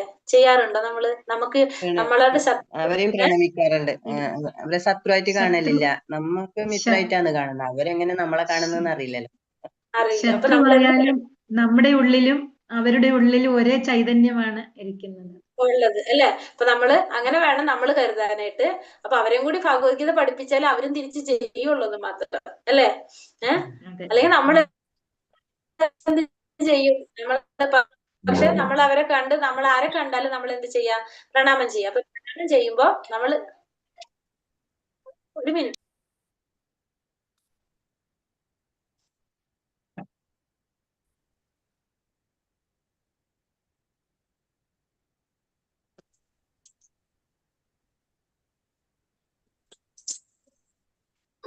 അപ്പൊ നമ്മൾ എന്തിനാ ചെയ്യുന്നത്? അത് പ്രണാമം ചെയ്യുന്നത് നമ്മൾ പറഞ്ഞു, തമ്മില് നമ്മളായ നമ്മുടെ ഉള്ളിലിരിക്കുന്ന പരമാത്മാവുണ്ട്, അവരുടെ ഉള്ളിലും പരമാത്മാവുണ്ട്. അപ്പൊ നമ്മള് തമ്മില് പ്രണമിക്കാനായിട്ട് നമ്മൾ തമ്മിൽ എന്ത് ചെയ്യണം? ഒരു ആദരവ് കാണിക്കുന്നു, ഭഗവാനെ പ്രണമിക്കുകയാണ് നമ്മൾ ചെയ്യുന്നത്. അപ്പൊ നമ്മൾ ശത്രുക്കളോട് നമ്മൾ എന്ത് ചെയ്യണം? അത് ചെയ്യണം. എന്നാണ് നമുക്ക് മനസ്സിലാക്കുന്നത് അല്ലെ. ഹരേ കൃഷ്ണ. അപ്പൊ നമ്മൾ 3 കാര്യങ്ങൾ ഇവിടെ പറഞ്ഞു. ഒന്ന് കീർത്തികൾ, എല്ലായ്പ്പോഴും ഭഗവാന്റെ കീർത്തനങ്ങൾ ആലപിച്ചും കീർത്തികൾ ആലപിക്കുക, ഭഗവാനെ കീർത്തിക്കുകയാണ് ചെയ്യണത് അല്ലെ ഇവിടെ. ഭഗവാനെ കീർത്തിക്കുക, പിന്നെ അതുപോലെ തന്നെ നിശ്ചയദാർഢ്യത്തോടെ പ്രയത്നിച്ചുകൊണ്ടും ഭഗവാന്റെ മുന്നിൽ പ്രണമിച്ചുകൊണ്ടും എപ്പോഴും എന്ത് ചെയ്തുകൊണ്ടിരിക്കും? മഹാത്മാക്കള് ഭക്തിയോടെ ഭഗവാൻ ആരാധിച്ചു കൊണ്ടിരിക്കും. അപ്പൊ ഭഗവാൻ എങ്ങനെ ആരാധിക്കുന്നത് പറയാണ്. മഹാത്മാക്കൾ എങ്ങനെയാ ഭഗവാൻ ആരാധിക്കുന്നത്? സതതം കീർത്തയന്തോ മാം യദന്തശ്ച ദൃഢാവൃതഃ നമസ്യന്തശ്ച മാം ഭക്ത്യ നിത്യയുക്ത ഉപാസതേ. എല്ലായ്പ്പോഴും ഭഗവാന്റെ കീർത്തനങ്ങൾ ആലപിച്ചും നിശ്ചയദാർഢ്യത്തോടെ പ്രയത്നിച്ചുകൊണ്ടും ഭഗവാന്റെ മുന്നിൽ പ്രണമിച്ചുകൊണ്ടും മഹാത്മാക്കള് ഭക്തിയോടെ നിരന്തരം ആരാധിക്കുന്നു എന്ന് പറയാണ്. ഇനി അടുത്ത ശ്ലോകത്തിൽ എന്താ പറയണത്? പിതാഹമസ്യ ജഗതോ മാതാ ധാതാ പിതാമഹഃ വേദ്യം പവിത്രമോങ്കാരം ഋക്സാമായജുരേവച. ലോകത്തിന്റെ അമ്മയും അച്ഛനും രക്ഷകനും പിതാമഹനും ഞാൻ തന്നെ. ഈ ലോകത്തിന്റെ അച്ഛനും അമ്മയും രക്ഷകനും പിതാമഹനും എല്ലാം ആര് തന്നെയാണ്? ഭഗവാൻ തന്നെയാണ്. അറിയേണ്ടതും ഭഗവാനെ കുറിച്ച്, പവിത്രമാകുന്നതും ഭഗവാനെ കുറിച്ച്, പവിത്രമാകുന്നതും ഭഗവാൻ. പ്രണവം, ഋക്ക്, സാമ, യജുർവേദങ്ങളും എല്ലാം ആര് തന്നെയാണ്? ഭഗവാൻ തന്നെയാണ്. നമ്മുടെ എല്ലാ ശാസ്ത്രങ്ങളും എല്ലാ വേദങ്ങളും എല്ലാതും ആരിൽ നിന്നാണ് വന്നിരിക്കുന്നത്? ഭഗവാനിൽ നിന്നാണ് വന്നിരിക്കുന്നത് അല്ലെ. അപ്പൊ ഭഗവാനാണ് എല്ലാത്തിന്റെയും അടിസ്ഥാനം എന്ന് ഭഗവാനോട് പറഞ്ഞു. അപ്പൊ അറിയേണ്ടത് ആരെ കുറിച്ചാണ്? എല്ലാ വേദങ്ങളും നമ്മൾ എന്തിലേക്കാണ് കൊണ്ടുപോകുന്നത്? ഭഗവാനിലേക്കാണ് കൊണ്ടുപോകുന്നത്. പവിത്രമാകുന്നതും ആരാണ്? നമ്മള് ഭഗവാന്റെ നാമം നമ്മൾ ചൊല്ലും തോറും നമ്മള് പവിത്രമായി കൊണ്ടിരിക്കുകയാണ്. പ്രണവം, ഋക്ക്, സാമ, യജുർ വേദങ്ങള് എല്ലാം ആര് തന്നെയാണ്? ഭഗവാനാണ്. ലോകത്തിന്റെ അമ്മയും ഭഗവാനാണ്, അച്ഛനും ഭഗവാനാണ്, രക്ഷകനും പിതാമഹനും എല്ലാം ആര് തന്നെയാണ്? ഞാൻ തന്നെയാണെന്ന് ഭഗവാനോട് പറഞ്ഞതാണ് ഭഗവാന്റെ വിശ്വരൂപം. അപ്പൊ എല്ലാതും ഭഗവാൻ തന്നെയാണെന്ന് ഭഗവാനോട് പറയാണ് നമുക്ക്. ഇനി അടുത്ത ശ്ലോകത്തിൽ എന്താ പറഞ്ഞു തരുന്നത്? ഇവിടെ 18-ാമത്തില് ലക്ഷ്യവും ഭരണകർത്താവും പ്രഭുവും സാക്ഷിയും വാസസ്ഥാനവും ആശ്രയവും ഉറ്റമിത്രവും ഞാനാകുന്നു. സൃഷ്ടിയും സംഹാരവും എല്ലാറ്റിന്റെയും അടിസ്ഥാനവും ശാശ്വതമായ ബീജവും ഞാൻ തന്നെ. ഇപ്പൊ ലക്ഷ്യവും, എല്ലാവരുടെ ലക്ഷ്യം, ഭരണകർത്താവ്, പ്രഭു, സാക്ഷി, വാസസ്ഥാനം, ആശ്രയം, ഉറ്റമിത്രം, ഇതെല്ലാം ആര് തന്നെയാണ്? ഭഗവാൻ തന്നെയാണ്. സൃഷ്ടി, സംഹാരം, പിന്നെ എല്ലാറ്റിന്റെയും അടിസ്ഥാനം, ശാശ്വതമായ ബീജം, ഇതും ആര് തന്നെയാണ്? ഭഗവാൻ തന്നെയാണ്. അപ്പൊ എല്ലാറ്റിന്റെയും അടിസ്ഥാനം ഭഗവാനാണ്. സൃഷ്ടി നടത്തുന്നതും സംഹാരം നടത്തുന്നതും പിന്നെ അതുപോലെ തന്നെ പരിപാലനം നടത്തുന്നതും ഭഗവാനിലൂടെ തന്നെയാണ്. പിന്നെ നമ്മൾ പറഞ്ഞല്ലോ, കഴിഞ്ഞ അധ്യായങ്ങളിൽ കണ്ടു, എല്ലാവർക്കും ബീജം പ്രദാനം ചെയ്തത് ആരാണ്? ഭഗവാൻ തന്നെയാണെന്ന് പറയുമ്പോ ശാശ്വതമായ ബീജവും ഭഗവാൻ തന്നെയാണ്. എല്ലാവരുടെ ലക്ഷ്യം ഭഗവാൻ തന്നെയാണ്. ഭരണകർത്താവ്, എല്ലാ കാര്യങ്ങളും തീരുമാനിക്കുന്നതും നടപ്പിലാക്കുന്നതും ആരാണ്? ഭഗവാൻ തന്നെയാണ്. നമ്മൾ പറഞ്ഞു, ഭഗവാന്റെ സമ്മതമില്ലാതെ, ഭഗവാന്റെ ഇച്ഛയില്ലാതെ ഒരു പുൽക്കൊടിക്ക് പോലും അനങ്ങാൻ പോലും സാധിക്കില്ല. പ്രഭുവായിട്ടുള്ളതും എല്ലാത്തിനും സാക്ഷിയായിട്ടിരിക്കുന്നതും ആരാണ്? ഭഗവാനാണ്. നമ്മുടെ ഉള്ളില് പരമാത്മാവായിരിക്കുന്ന ഭഗവാൻ നമ്മൾ ചെയ്യുന്ന എല്ലാ പ്രവർത്തികൾക്കും സാക്ഷിയാണ്. നമ്മുടെ ഉള്ളില്, അതായത് ഒരു മരത്തിലിരിക്കുന്ന 2 പക്ഷികൾ പോലെയാണ് നമ്മുടെ ഉള്ളില് ജീവാത്മാവും പരമാത്മാവും. 2 പക്ഷികൾ ഇരിക്കുകയാണ്. ഒരു പക്ഷി, ഒന്ന് ജീവാത്മാവ്, ഒന്ന് പരമാത്മാവ്. ഈ ജീവാത്മാവ് എന്താണ്? അതിങ്ങനെ പ്രവർത്തിച്ചുകൊണ്ടേയിരിക്കും. ആ എല്ലാ പ്രവർത്തികൾക്കും സാക്ഷിയായിട്ട് മിണ്ടാതിരിക്കുന്നതാണ് ആര്? പരമാത്മാവ്. അപ്പൊ എല്ലാത്തിനും സാക്ഷിയാണ് പരമാത്മാവ്. എല്ലാവരുടെ വാസസ്ഥാനവും ആര് തന്നെയാണ്? ഭഗവാൻ തന്നെയാണ്. എല്ലാവരുടെ ആശ്രയവും ഉറ്റമിത്രവും ആര് തന്നെയാണ്? ഭഗവാൻ തന്നെയാണ് എന്ന് ഭഗവാനോട് പറയാണ്. ഇനി അടുത്ത ശ്ലോകത്തിൽ ഭഗവാൻ പറയുന്നത് എന്താണ്? പിന്നെയും ഭഗവാൻ പറയുന്നത്, അർജുന, ഞാൻ ഊർജം പ്രദാനം ചെയ്യുന്നു. അപ്പൊ എല്ലാവർക്കും ഊർജം പ്രദാനം ചെയ്യുന്നതും ആര് തന്നെ? ഭഗവാൻ തന്നെ. മഴ പെയ്യിക്കുന്നതും നിർത്തുന്നതും ഞാൻ തന്നെ. അപ്പൊ മഴ പെയ്യിക്കുന്നതും ഞാനാണ്, അത് നിർത്തുന്നതും ഞാനാണ്. പിന്നെ മൃത്യുവായിട്ട് വരുന്നതും അമൃതമായിട്ടുള്ളതും ഞാനാണ്.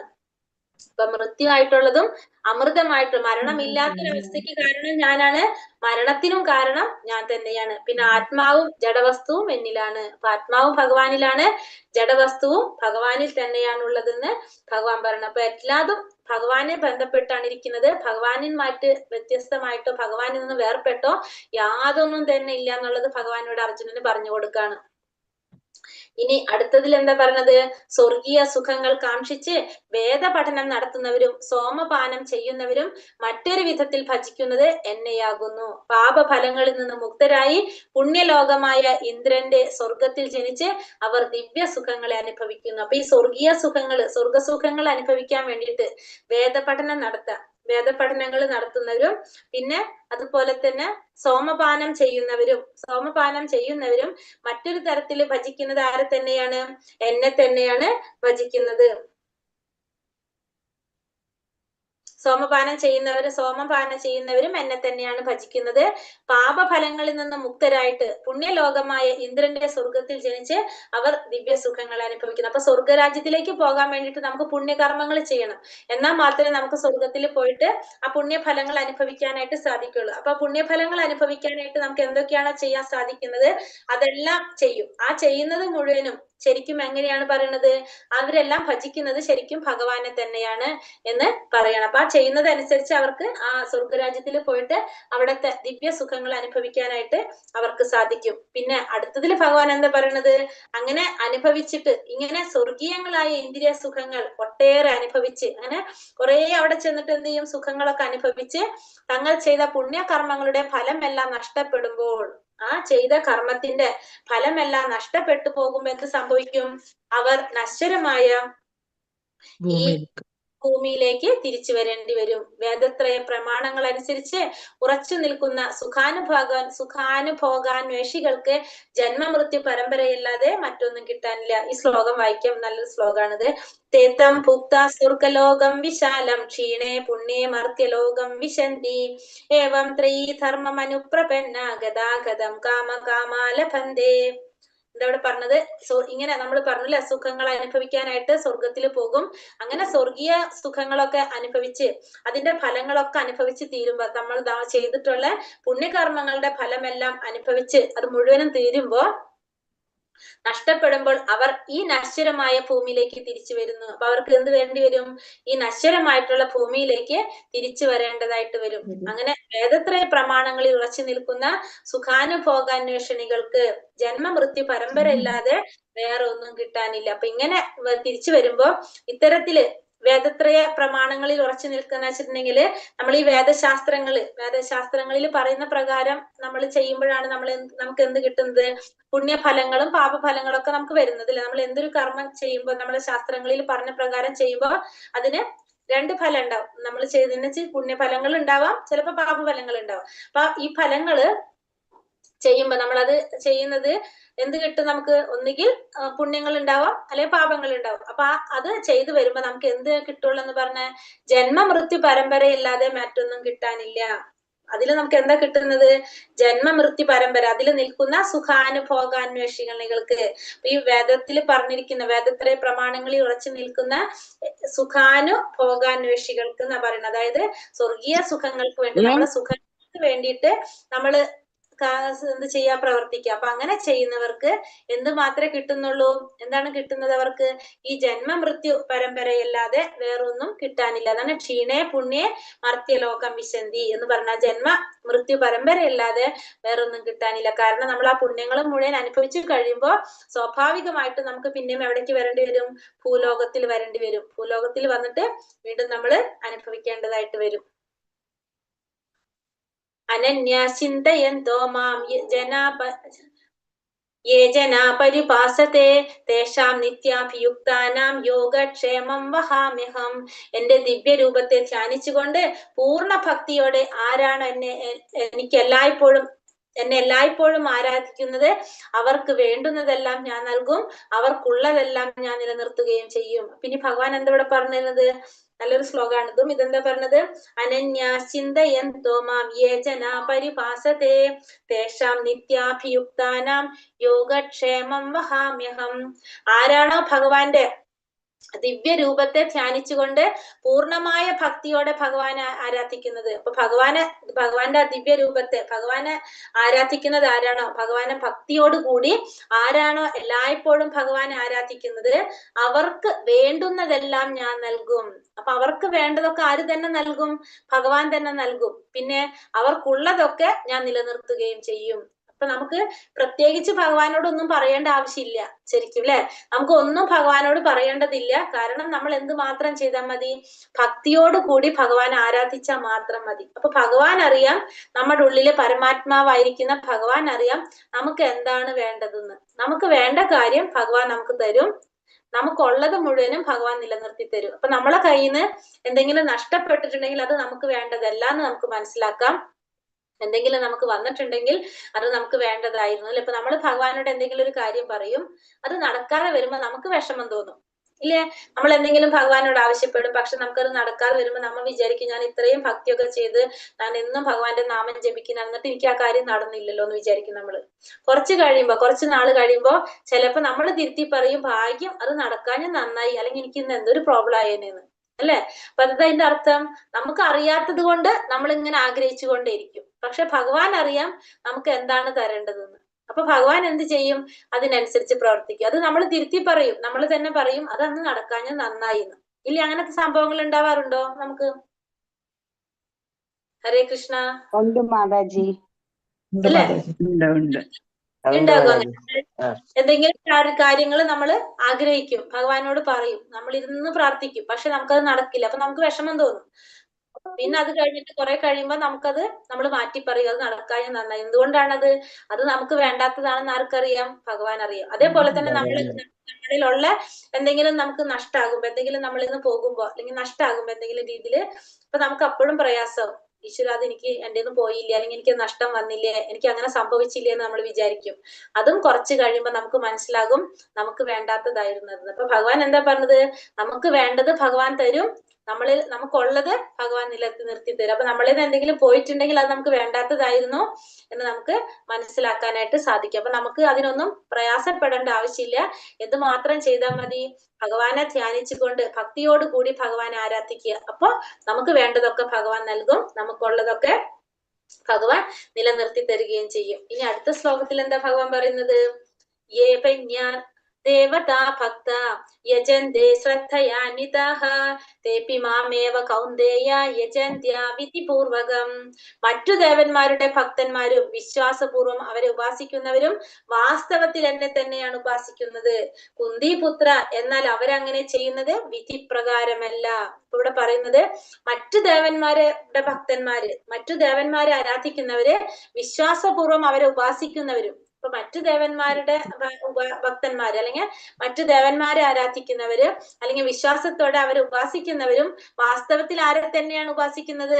ഭഗവാനെ തന്നെയാണ് ഉപാസിക്കുന്നത്. പക്ഷെ അങ്ങനെ ചെയ്യുന്നത് വിധിപ്രകാരമല്ല. നമ്മൾ ഇന്നലെ പറഞ്ഞു അല്ലെ, മിഞ്ഞാന്നത്തെ അധ്യായത്തിൽ പറഞ്ഞു നമ്മള് ഭഗവാന് എന്താണ് പറഞ്ഞത്? നമ്മള് ഭഗവാനെ ആരാധിക്കുന്നതാണ് ശരിയായിട്ടുള്ളതെന്ന് പറഞ്ഞു. പക്ഷെ മറ്റുള്ളവർ നമ്മുടെ ആഗ്രഹം അനുസരിച്ച് നമ്മുടെ ബുദ്ധി മനസ്സ് ഉറപ്പിക്കുന്നതും ആര് തന്നെയാണ്? ആ വിശ്വാസം ഉറപ്പിക്കുന്നതും ഭഗവാൻ തന്നെയാണെന്ന് പറഞ്ഞു. ഭഗവാൻ പറയാണ് അങ്ങനെ അവരെ ആരാധിക്കുന്നത് ശരിക്കും എന്തല്ല. പിന്നെ നമ്മൾ ഒരു കാര്യം കൂടി പറഞ്ഞതില്, അവര് ആഗ്രഹങ്ങള് പറയുമ്പോ അത് നടത്തി തരുന്നത് ആര് തന്നെയാണ്?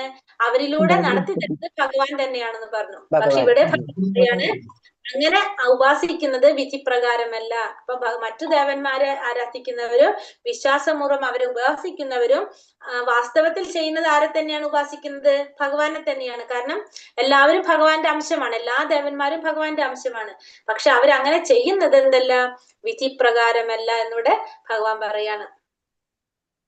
യാന്തി ദേവാവൃതാ ദേവൻ പിത്രൻ യാന്തി പിതൃവൃതഃ ഭൂതാനി യാന്തി ഭൂതേജ്യ യാന്തി മർത്യാജിനോപിമാം.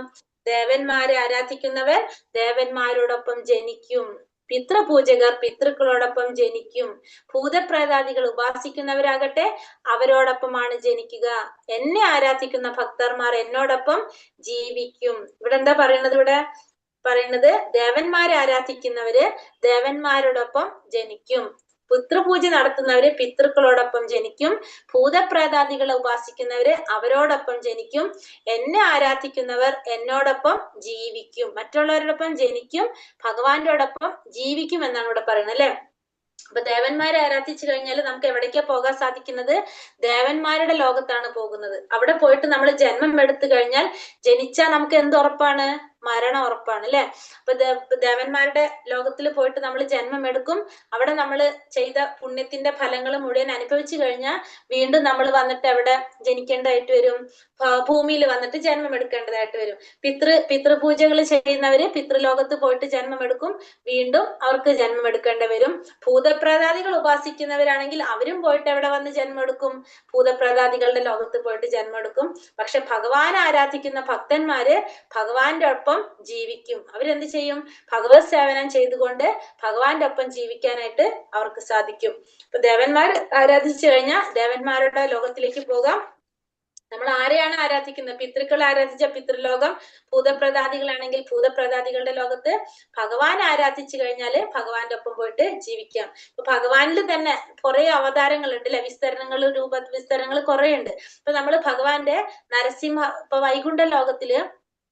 വൈകുണ്ഠലോകം നമ്മൾ കണ്ടില്ലേ, ചെറിയ ചെറിയ കുറെ ഇങ്ങനെ ലോകങ്ങള്. അപ്പൊ ഇത് എല്ലാ ഭഗവാന്റെ ഓരോ അവതാരങ്ങളും വിസ്തരണങ്ങൾക്കും വൈകുണ്ഠ ലോകത്തിൽ ഓരോ ലോകങ്ങൾ ഉണ്ടാവും. അപ്പൊ നമ്മള് ഏത് രൂപത്തെയാണ് നമ്മൾ ആരാധിക്കുന്നത്, നമ്മളപ്പോ ആ ലോകത്തേക്കാ പോകുക. ഇപ്പൊ ഭഗവാന്റെ നരസിംഹ ഭഗവാനെയാണ് നമ്മൾ ആരാധിക്കുന്നത് വിചാരിക്കും. ഭഗവാന്റെ അവതാരമായിട്ടുള്ള നരസിംഹ ഭഗവാനെയാണ് നമ്മൾ ആരാധിക്കുന്നതെങ്കിൽ നമ്മൾ എവിടേക്കാ പോകുക? വൈകുണ്ഠ ലോകത്തില് നരസിംഹ ലോകത്തിലേക്കായിരിക്കും നമ്മൾ പോകുന്നത്, നരസിംഹ ഭഗവാൻ ആരാധിച്ച. ഇപ്പൊ ഭീഷ്മാചാര്യര് ഭഗവാന്റെ ഏത് രൂപത്തെയാണ് ഭീഷ്മാചാര്യർ ആരാധിച്ചെന്നറിയാവോ?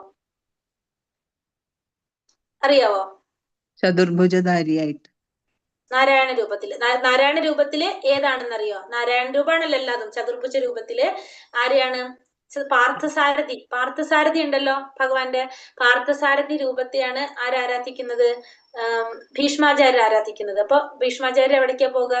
പാർത്ഥസാരഥിയുടെ ലോകത്തിലേക്കായിരിക്കും ഭീഷ്മാചാര്യർ പോകുന്നത്. അപ്പൊ ഓരോരുത്തരും ഏതെങ്കിലും ഭഗവാന്റെ ഏതെങ്കിലും ഒരു രൂപത്തെയായിരിക്കും ആഗ്രഹിക്കുന്നത് അല്ലെങ്കിൽ ആരാധിക്കുന്നത്. അപ്പൊ അവരുടെ ലോകത്തേക്കായിരിക്കും നമ്മൾ പോകുന്നത്. അപ്പൊ ഇവിടെ ഭഗവാൻ ആരാധിക്കുന്നവര് ഭഗവാന്റെ ലോകത്തിലേക്ക് പോകും, ദേവന്മാരെ ആരാധിക്കുന്നവര് ദേവന്മാരുടെ ലോകത്ത് പോകും. ഇനി ഭഗവാൻ എന്താ പറയുന്നത് ഇവിടെ? പത്രം പുഷ്പം ഫലം തോയം യോമേ ഭക്ത്യാ പ്രയച്ഛതി തദഹം ഭക്ത്യാ ബഹൃത അശ്നാമി പ്രയതാത്മനഃ.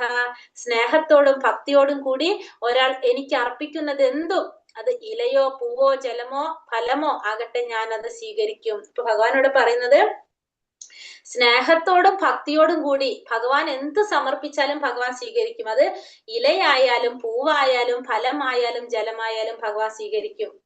അപ്പൊ എങ്ങനെയായിരിക്കണം കൊടുക്കേണ്ടത്? സ്നേഹത്തോടും ഭക്തിയോടും കൂടി ആയിരിക്കണം ഭഗവാന് സമർപ്പിക്കേണ്ടത്. അത് ഇല എന്ന് പറയുന്നത് തുളസിയില, പൂക്കളാകാം, പിന്നെ ഫലങ്ങള് ഫ്രൂട്ട്സുകളാകാം, ജലം വെള്ളം, എന്ത് കൊടുത്താലും ഭഗവാൻ അത് സ്വീകരിക്കും. പക്ഷെ എങ്ങനെ കൊടുക്കണം? സ്നേഹത്തോടും ഭക്തിയോടും കൂടി ഭഗവാന് സമർപ്പിക്കണം. അപ്പൊ ഇതൊക്കെ നമ്മൾക്ക് എല്ലാവർക്കും ചെയ്യാൻ പറ്റുന്ന കാര്യങ്ങളാണ് അല്ലെ. ഇപ്പൊ തുളസി ഇല്ലാത്ത വീടുണ്ടാവില്ല. അതുപോലെ തന്നെ പൂക്കള്, നമ്മളെ വീട്ടിൽ എന്തായാലും എന്തെങ്കിലുമൊക്കെ പൂക്കൾ ഉണ്ടാകും. അതുപോലെ തന്നെ ജലം, വെള്ളം നമുക്ക് ഉണ്ടാവും. പിന്നെ ഫ്രൂട്ട്സ്, ഒന്നുകിൽ ഒരു പഴമെങ്കിലും നമുക്ക് ഭഗവാന് കൊടുക്കാനായിട്ട് സാധിക്കും, സമർപ്പിക്കാനായിട്ട് സാധിക്കും. അപ്പൊ ഇതെല്ലാവർക്കും ചെയ്യാൻ പറ്റുന്ന കാര്യങ്ങൾ. അതിന് ഭയങ്കര സാമ്പത്തികമായിട്ട് ഉണ്ടാവണമെന്നോ ഒന്നുമില്ലാതെ അങ്ങനത്തെ ഒന്നുമില്ല. എല്ലാവർക്കും ഒരേപോലെ ചെയ്യാൻ പറ്റുന്ന രീതിയിലാണ് ഭഗവാൻ പറഞ്ഞത്. എങ്ങനെയാണ്? സ്നേഹത്തോടും ഭക്തിയോടും കൂടി എനിക്ക് അർപ്പിക്കുന്നത് എന്തും, അതൊരു ഇലയായാലും പൂവായാലും ഫലമായാലും ജലമായാലും ഞാനത് സ്വീകരിക്കുമെന്നാണ് പറയുന്നത്. എന്തിനാണ് ഭഗവാൻ ഇതൊക്കെ സമർപ്പിക്കാൻ പറയുന്നത്? ഭഗവാൻ ഇതിന്റെ വല്ല ആവശ്യമുണ്ടോ? കാരണം എല്ലാം ഭഗവാന്റെ സൃഷ്ടിയാണ് അല്ലെ. ഭഗവാൻ അറിയാത്ത, ഭഗവാന്റെ സൃഷ്ടി അല്ലാത്ത ഒന്നും ഈ ഭൗതിക ലോകത്തിലില്ല. പിന്നെ എന്തുകൊണ്ടാണ് ഭഗവാൻ ഇത് ഭഗവാന് സമർപ്പിക്കാൻ ആവശ്യപ്പെടുന്നത്? എന്തിനാണ്? ഹരേ കൃഷ്ണ. ഹരേ കൃഷ്ണ. പോയോ? ഇവിടെ ഉണ്ടല്ലോ. ഹരേ കൃഷ്ണ. നമ്മളെ ഭഗവാനിലേക്ക് അടുപ്പിക്കാൻ അല്ലെ ഒരു പോയിന്റ്. പിന്നെ നമ്മൾ സ്നേഹത്തോടെയും ഭക്തിയോടെ കൊടുക്കാൻ വേണ്ടിട്ട്. സ്നേഹത്തോടെ ഭക്തിയോടെ കൊടുക്കാൻ വേണ്ടി. രണ്ട്. പിന്നെ നമ്മെ ശുദ്ധീകരിക്കാൻ. നമ്മളെ ശുദ്ധീകരിക്കാൻ. പിന്നെ ഹരേ കൃഷ്ണ. എല്ലാവർക്കും പറയാം. നമ്മുടെ സ്നേഹം ഭഗവാന് പ്രകടിപ്പിക്കാനായിട്ട്. ഭഗവാന്റെ അടുത്ത് സ്നേഹം പ്രകടിപ്പിക്കാനായിട്ട്. ഇനി എന്തെങ്കിലും പറയണ്ടോ? എന്തും ഭഗവാന് സമർപ്പിക്കാനുള്ള മനസ്സുണ്ടാവും. അതെ, എല്ലാം ഭഗവാനെ സമർപ്പിക്കുമ്പോ അവിടുന്ന് ഒരു പോയിന്റ് കൂടി നമുക്ക് ഇടാം. എന്താണ്? എല്ലാം ഭഗവാനെ സമർപ്പിക്കുമ്പോ നമുക്ക് എന്ത് വരും? ക്ഷമ വരും നമുക്ക് അല്ലെ. നമ്മളിപ്പോ ഒരു ഭക്ഷണം ഉണ്ടാക്കിയിട്ട് നമ്മൾ അപ്പൊ തന്നെ കഴിക്കുന്നതും നമ്മൾ ഭഗവാനെ സമർപ്പിച്ചതിന് ശേഷം നമ്മളത് സ്വീകരിക്കുമ്പോഴും എന്താണ് അവിടെ? നമുക്കൊരു ക്ഷമ വരും അവിടെ, ഇല്ലേ? സ്വാഭാവികമായിട്ടും നമുക്കൊരു ക്ഷമ വരും. പിന്നെ ഈ പറഞ്ഞ പോയിന്റ്സ് എല്ലാതും കറക്റ്റ് തന്നെയാണ്. എന്തിനാണ് നമ്മൾ ഭഗവാനെ സമർപ്പിക്കുന്നത്? കാരണം ഭഗവാന് ഭഗവാൻ ഇതിന്റെ ഒന്നും ആവശ്യമില്ല. പക്ഷെ എന്തിനാണ് ഭഗവാൻ ചെയ്യുന്നത്? നമുക്ക് വേണ്ടിയിട്ട് അല്ലെ. നമ്മളിത് ചെയ്ത് ഭഗവാനോട് കൂടുതൽ കൂടുതൽ ഭഗവാന്റെ അടുത്തേക്ക് അടുക്കാൻ വേണ്ടിയിട്ട്. നമ്മൾ പരിശുദ്ധരായാൽ മാത്രമേ നമ്മളെ തിരിച്ചെവിടേക്ക് കൊണ്ടുപോകാൻ സാധിക്കുള്ളൂ? ഭഗവാന്റെ അടുത്തേക്ക് കൊണ്ടുപോകാൻ സാധിക്കുള്ളൂ. അതിനാണ് ഭഗവാൻ ഇതൊക്കെ പറയുന്നത്. അല്ലാതെ ഭഗവാൻ ഇതിന്റെ ഒന്നും യാതൊരു ആവശ്യമില്ല. ലക്ഷ്മി സഹസ്ര സംഭ്രമ സേവ്യമാനെന്നാ പറയണ അല്ലെ. ആയിരക്കണക്കിന് ലക്ഷ്മിമാരാണ് ഭഗവാന് സേവനം ചെയ്യാനായിട്ടുള്ളത്. അപ്പൊ നമ്മളിപ്പോ ഇതൊക്കെ ചെയ്യണമെന്ന് യാതൊരു നിർബന്ധമില്ല. പക്ഷെ എന്തിനാണ് ഭഗവാൻ ഇതൊക്കെ ചെയ്യാൻ പറയുന്നത്? നമ്മളെ പരിശുദ്ധരാക്കി നമ്മളെ ഭഗവാന്റെ അടുത്തേക്ക് തിരിച്ചു കൊണ്ടുപോകാൻ വേണ്ടിയിട്ട്, നമുക്ക് ഭഗവാനെ കുറിച്ച് കൂടുതൽ കൂടുതൽ മനസ്സിലാക്കാൻ, ഭഗവാനോട് കൂടുതൽ അടുക്കാൻ വേണ്ടിയിട്ട്. കാരണം നമ്മള് ഇതൊക്കെ ചെയ്യും തോറും നമുക്ക് എന്താണ്? ഭഗവാനോടുള്ള ഒരു സ്നേഹം നമ്മളെ കൂടിക്കൊണ്ടേയിരിക്കും. അതിനു വേണ്ടിയിട്ടാണ് ഭഗവാൻ ഇതൊക്കെ ചെയ്യാനായിട്ട് നമ്മളോട് പറയുന്നത്. അപ്പൊ അത് ചെയ്യുമ്പോ സ്നേഹത്തോടും ഭക്തിയോടും കൂടി ചെയ്യണമെന്ന് മാത്രം. ഇനി അടുത്ത ശ്ലോകത്തിൽ ഭഗവാൻ പറയാണ്, എന്താണ് പറഞ്ഞത് ഇവിടെ? യത്കരോഷിയദശ്നാസി യജ്ജുഹോഷി ദദാസി യത്പ്രസ്യസി കൗന്ദേയ തത്കുരുഷോമദർപ്പണം. നീ എന്ത് ചെയ്യുന്നുവോ, എന്ത് നിവേദിക്കുന്നുവോ, എന്ത് ഭക്ഷിക്കുന്നുവോ, എന്ത് ദാനം ചെയ്യുന്നുവോ, എന്ത് തപശ്ചര്യകൾ അനുഷ്ഠിക്കുന്നുവോ കുന്തിപുത്ര, അതെല്ലാം എനിക്കായി അർപ്പിച്ചുകൊണ്ട് ചെയ്യണം. ഇവിടെ എന്താ പറയണത്? നീ എന്ത് ചെയ്യുമ്പോഴും, അതായത് ഏതൊരു സമയത്തിലും നമ്മൾ ഭഗവാനെ മറന്നു പോകരുത്. അതിനാണ് ഭഗവാൻ പറയുന്നത്. എന്താ പറയുന്നത്? നീ എന്ത് ചെയ്യുമ്പോഴും, എന്ത് നിവേദിക്കുമ്പോഴും, എന്ത് ഭക്ഷിക്കുമ്പോഴും, എന്ത് ദാനം ചെയ്യുമ്പോഴും, എന്ത് തപശ്ചര്യകൾ അനുഷ്ഠിക്കുമ്പോഴും നീ എന്ത് ചെയ്യണം?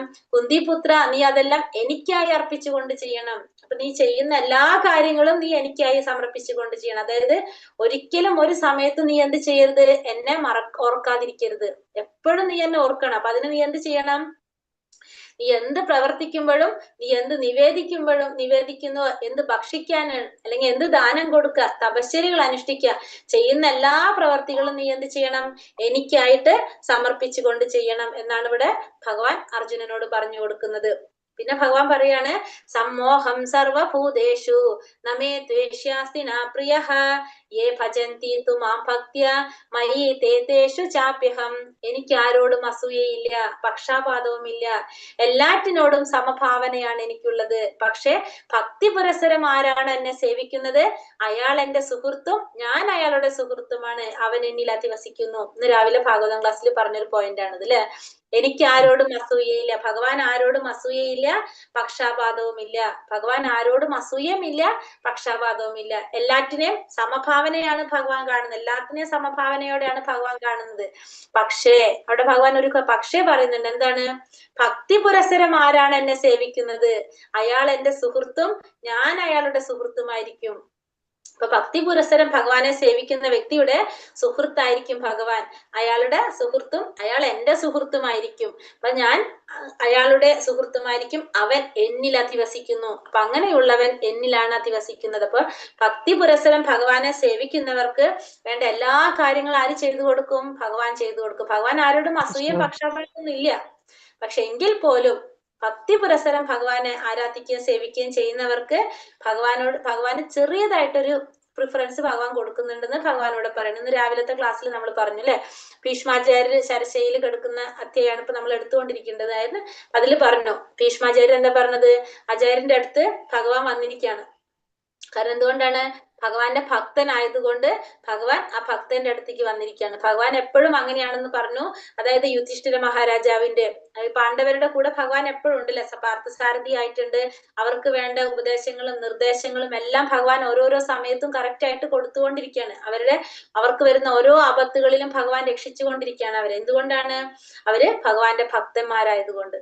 അതുകൊണ്ടാണ് ഭഗവാൻ അവരെ ഓരോ സാഹചര്യത്തിലും ഭഗവാൻ അവരെ രക്ഷിച്ചുകൊണ്ടിരിക്കുന്നത്. അപ്പൊ അത് നമുക്ക് മനസ്സിലാക്കാം. ഒരു ഭക്തന്റെ കൂടെ എപ്പോഴും ആരുണ്ടാകും? ഭഗവാൻ ഉണ്ടാകും. ഒരു ചെറിയതായിട്ടൊരു പക്ഷാപാതം ഭഗവാൻ അവിടെ കാണിക്കുന്നുണ്ട്. എപ്പോഴും ഭഗവാനെ തന്നെ ആരാധിക്കുകയും ഭഗവാനെ സേവിക്കുകയും ചെയ്യുന്ന ഭക്തന് എന്താണ്? ഭക്തി പുരസ്സരം സേവിക്കുകയും ആരാധിക്കുകയും ചെയ്യുന്നത് എന്റെ സുഹൃത്തായിരിക്കും, ഞാൻ അയാളുടെ സുഹൃത്തായിരിക്കും, അവൻ അവൻ എന്നിൽ അധിവസിക്കുന്നു. അപ്പൊ എനിക്ക് ആരോടും അസൂയ പക്ഷാപാതവും ഇല്ല. എന്നാലും എനിക്ക് എന്താണ്? ചെറിയതായിട്ട് അവിടെ ഒരു പ്രിഫറൻസ് ഭഗവാൻ കൊടുക്കുന്നുണ്ടെന്ന് ഇവിടെ പറയാണ്. ഇനി അടുത്തതിൽ എന്താ പറയണത്? അപിചേ സുതുരാചാരോ ഭജതേ മാമനന്യഭാഗ് സാതുരേവ സമന്തവ്യ സമ്യക വ്യവസിതോ എന്താ പറയുന്നത്? ഒരാൾ അത്യന്തം ഹീനമായ ഒരു ദുഷ്കർമ്മം ചെയ്താൽ പോലും ഭക്തിപൂർവ്വം ഭഗവത് സേവനത്തിൽ ഏർപ്പെടുന്ന പക്ഷം അയാളെ സാധു എന്ന് കരുതണം. കാരണം തന്റെ ദൃഢവിശ്വാസത്തിൽ അദ്ദേഹം ശരിയായി വർത്തിക്കുന്നു. ഇവിടെ ഒരു വ്യക്തി അത്യന്തം എന്താ പറയണത്? ഹീനമായിട്ടൊരു ദുഷ്കർമ്മം ചെയ്താൽ പോലും ഒരു ഒരു അറിയാതെ, അല്ലെങ്കിൽ നമുക്ക് പറയല്ലേ, എന്താ പറയാ, ഒരു ദുഷ്കർമ്മം ചെയ്തു പോയി, അങ്ങനെ ചെയ്താൽ പോലും ആ വ്യക്തി ഭക്തിയുടെ സേവനത്തിൽ ഏർപ്പെടുകയാണെങ്കിൽ ആ വ്യക്തിയെ നമ്മൾ എങ്ങനെ കാണണം? സാധുവായിട്ടാണ് കരുതണം. ഇത് ഭക്തന്മാർക്ക് അല്ലെങ്കിൽ ഭക്തിയിൽ മാത്രമുള്ള ഒരു പ്രത്യേകതയാണ് പറയണത്. നമുക്ക് എന്ത് ചെയ്യാനായിട്ട് സാധിക്കും? അറിയാതെ അല്ലെങ്കിൽ നമ്മളിൽ ഒരു ഹീനമായ ഒരു പ്രവൃത്തി വന്നു പോയി, ദുഷ്കർമ്മം നമ്മൾ ചെയ്തു പോയി ചെയ്താൽ പോലും ഭക്തിയുടെ സേവനം ചെയ്യുന്നതിലൂടെ അതിനെ ഇല്ലാതാക്കാനായിട്ട് ആർക്ക് സാധിക്കും? ഭഗവാന് സാധിക്കും, ഭക്തിയുടെ സേവനത്തിലൂടെ. അല്ലാതെ നമ്മള് ജീവിതം മുഴുവനും ആ വ്യക്തിയെ ഹീനകർമ്മം ചെയ്ത വ്യക്തിയാണ് അല്ലെങ്കിൽ ദുഷ്കർമ്മം ചെയ്ത വ്യക്തിയാണെന്ന് പറയാതെ ആ വ്യക്തി ഭക്തിയുടെ സേവനത്തിൽ ഏർപ്പെടുന്ന പക്ഷം ആ വ്യക്തിയെ സാധുവായിട്ട് കരുതണം. കാരണം തന്റെ ദൃഢവിശ്വാസത്തിൽ അദ്ദേഹം ശരിയായി വർത്തിക്കുന്നവനാണ്. അദ്ദേഹത്തെ ഒരു സാധുവായിട്ടായിരിക്കണം കാണേണ്ടത്. ക്ഷിപ്രം ഭവതി ധർമാത്മാ ശാശ്വചാന്തി നിഗച്ഛതി കൗന്ദേയ പ്രതിജാനീഹി നമേ ഭക്ത പ്രണശ്യതി. അവൻ വേഗത്തിൽ ധാർമ്മികനായി തീർന്ന് ശാശ്വതമായ ശാന്തി നേടാനായിട്ട് സാധിക്കും. അപ്പോ ഭക്തിയുടെ സേവനം ചെയ്തുകൊണ്ടിരിക്കുകയാണെങ്കിൽ അവൻ എന്ത് സാധിക്കും? വേഗത്തിൽ തന്നെ ധാർമ്മികനായിട്ട് ശാശ്വതമായിട്ട് ശാന്തി നേടാനായിട്ട് അവന് സാധിക്കും. ഇനി പറയാണ്, കുന്തിപുത്ര നീ ഉറപ്പിച്ച് പ്രഖ്യാപിക്കൂ. എന്താ പറയണത്? എന്റെ ഭക്തൻ ഒരിക്കലും നാശം സംഭവിക്കുന്നില്ല എന്ന്. അർജുനനോട് പറയാണ്, എന്റെ ഭക്തൻ ഒരിക്കലും നാശം സംഭവിക്കുന്നില്ല എന്ന് കുന്തിപുത്ര ഉറപ്പിച്ച് പ്രഖ്യാപിക്കൂ. അപ്പൊ ഭഗവാൻ പറയുന്നത് ഇവിടെ, ഭഗവാനല്ല പറയുന്നത്, അർജുനനെ കൊണ്ടാണ് ഭഗവാൻ പറയിപ്പിക്കുന്നത്. എന്റെ ഭക്തൻ ഒരിക്കലും നാശം സംഭവിക്കുന്നില്ല. ഒരിക്കലും നമ്മൾ പറയുന്നുണ്ടായിരുന്നല്ലേ, ദുർഗതി ഒരിക്കലും ഒരു വ്യക്തിക്ക് എന്താണ് ഭഗവാന്റെ നാമം ജപിച്ചിട്ട് ഒരാൾക്കും ഒരിക്കലും എന്ത് വരില്ല?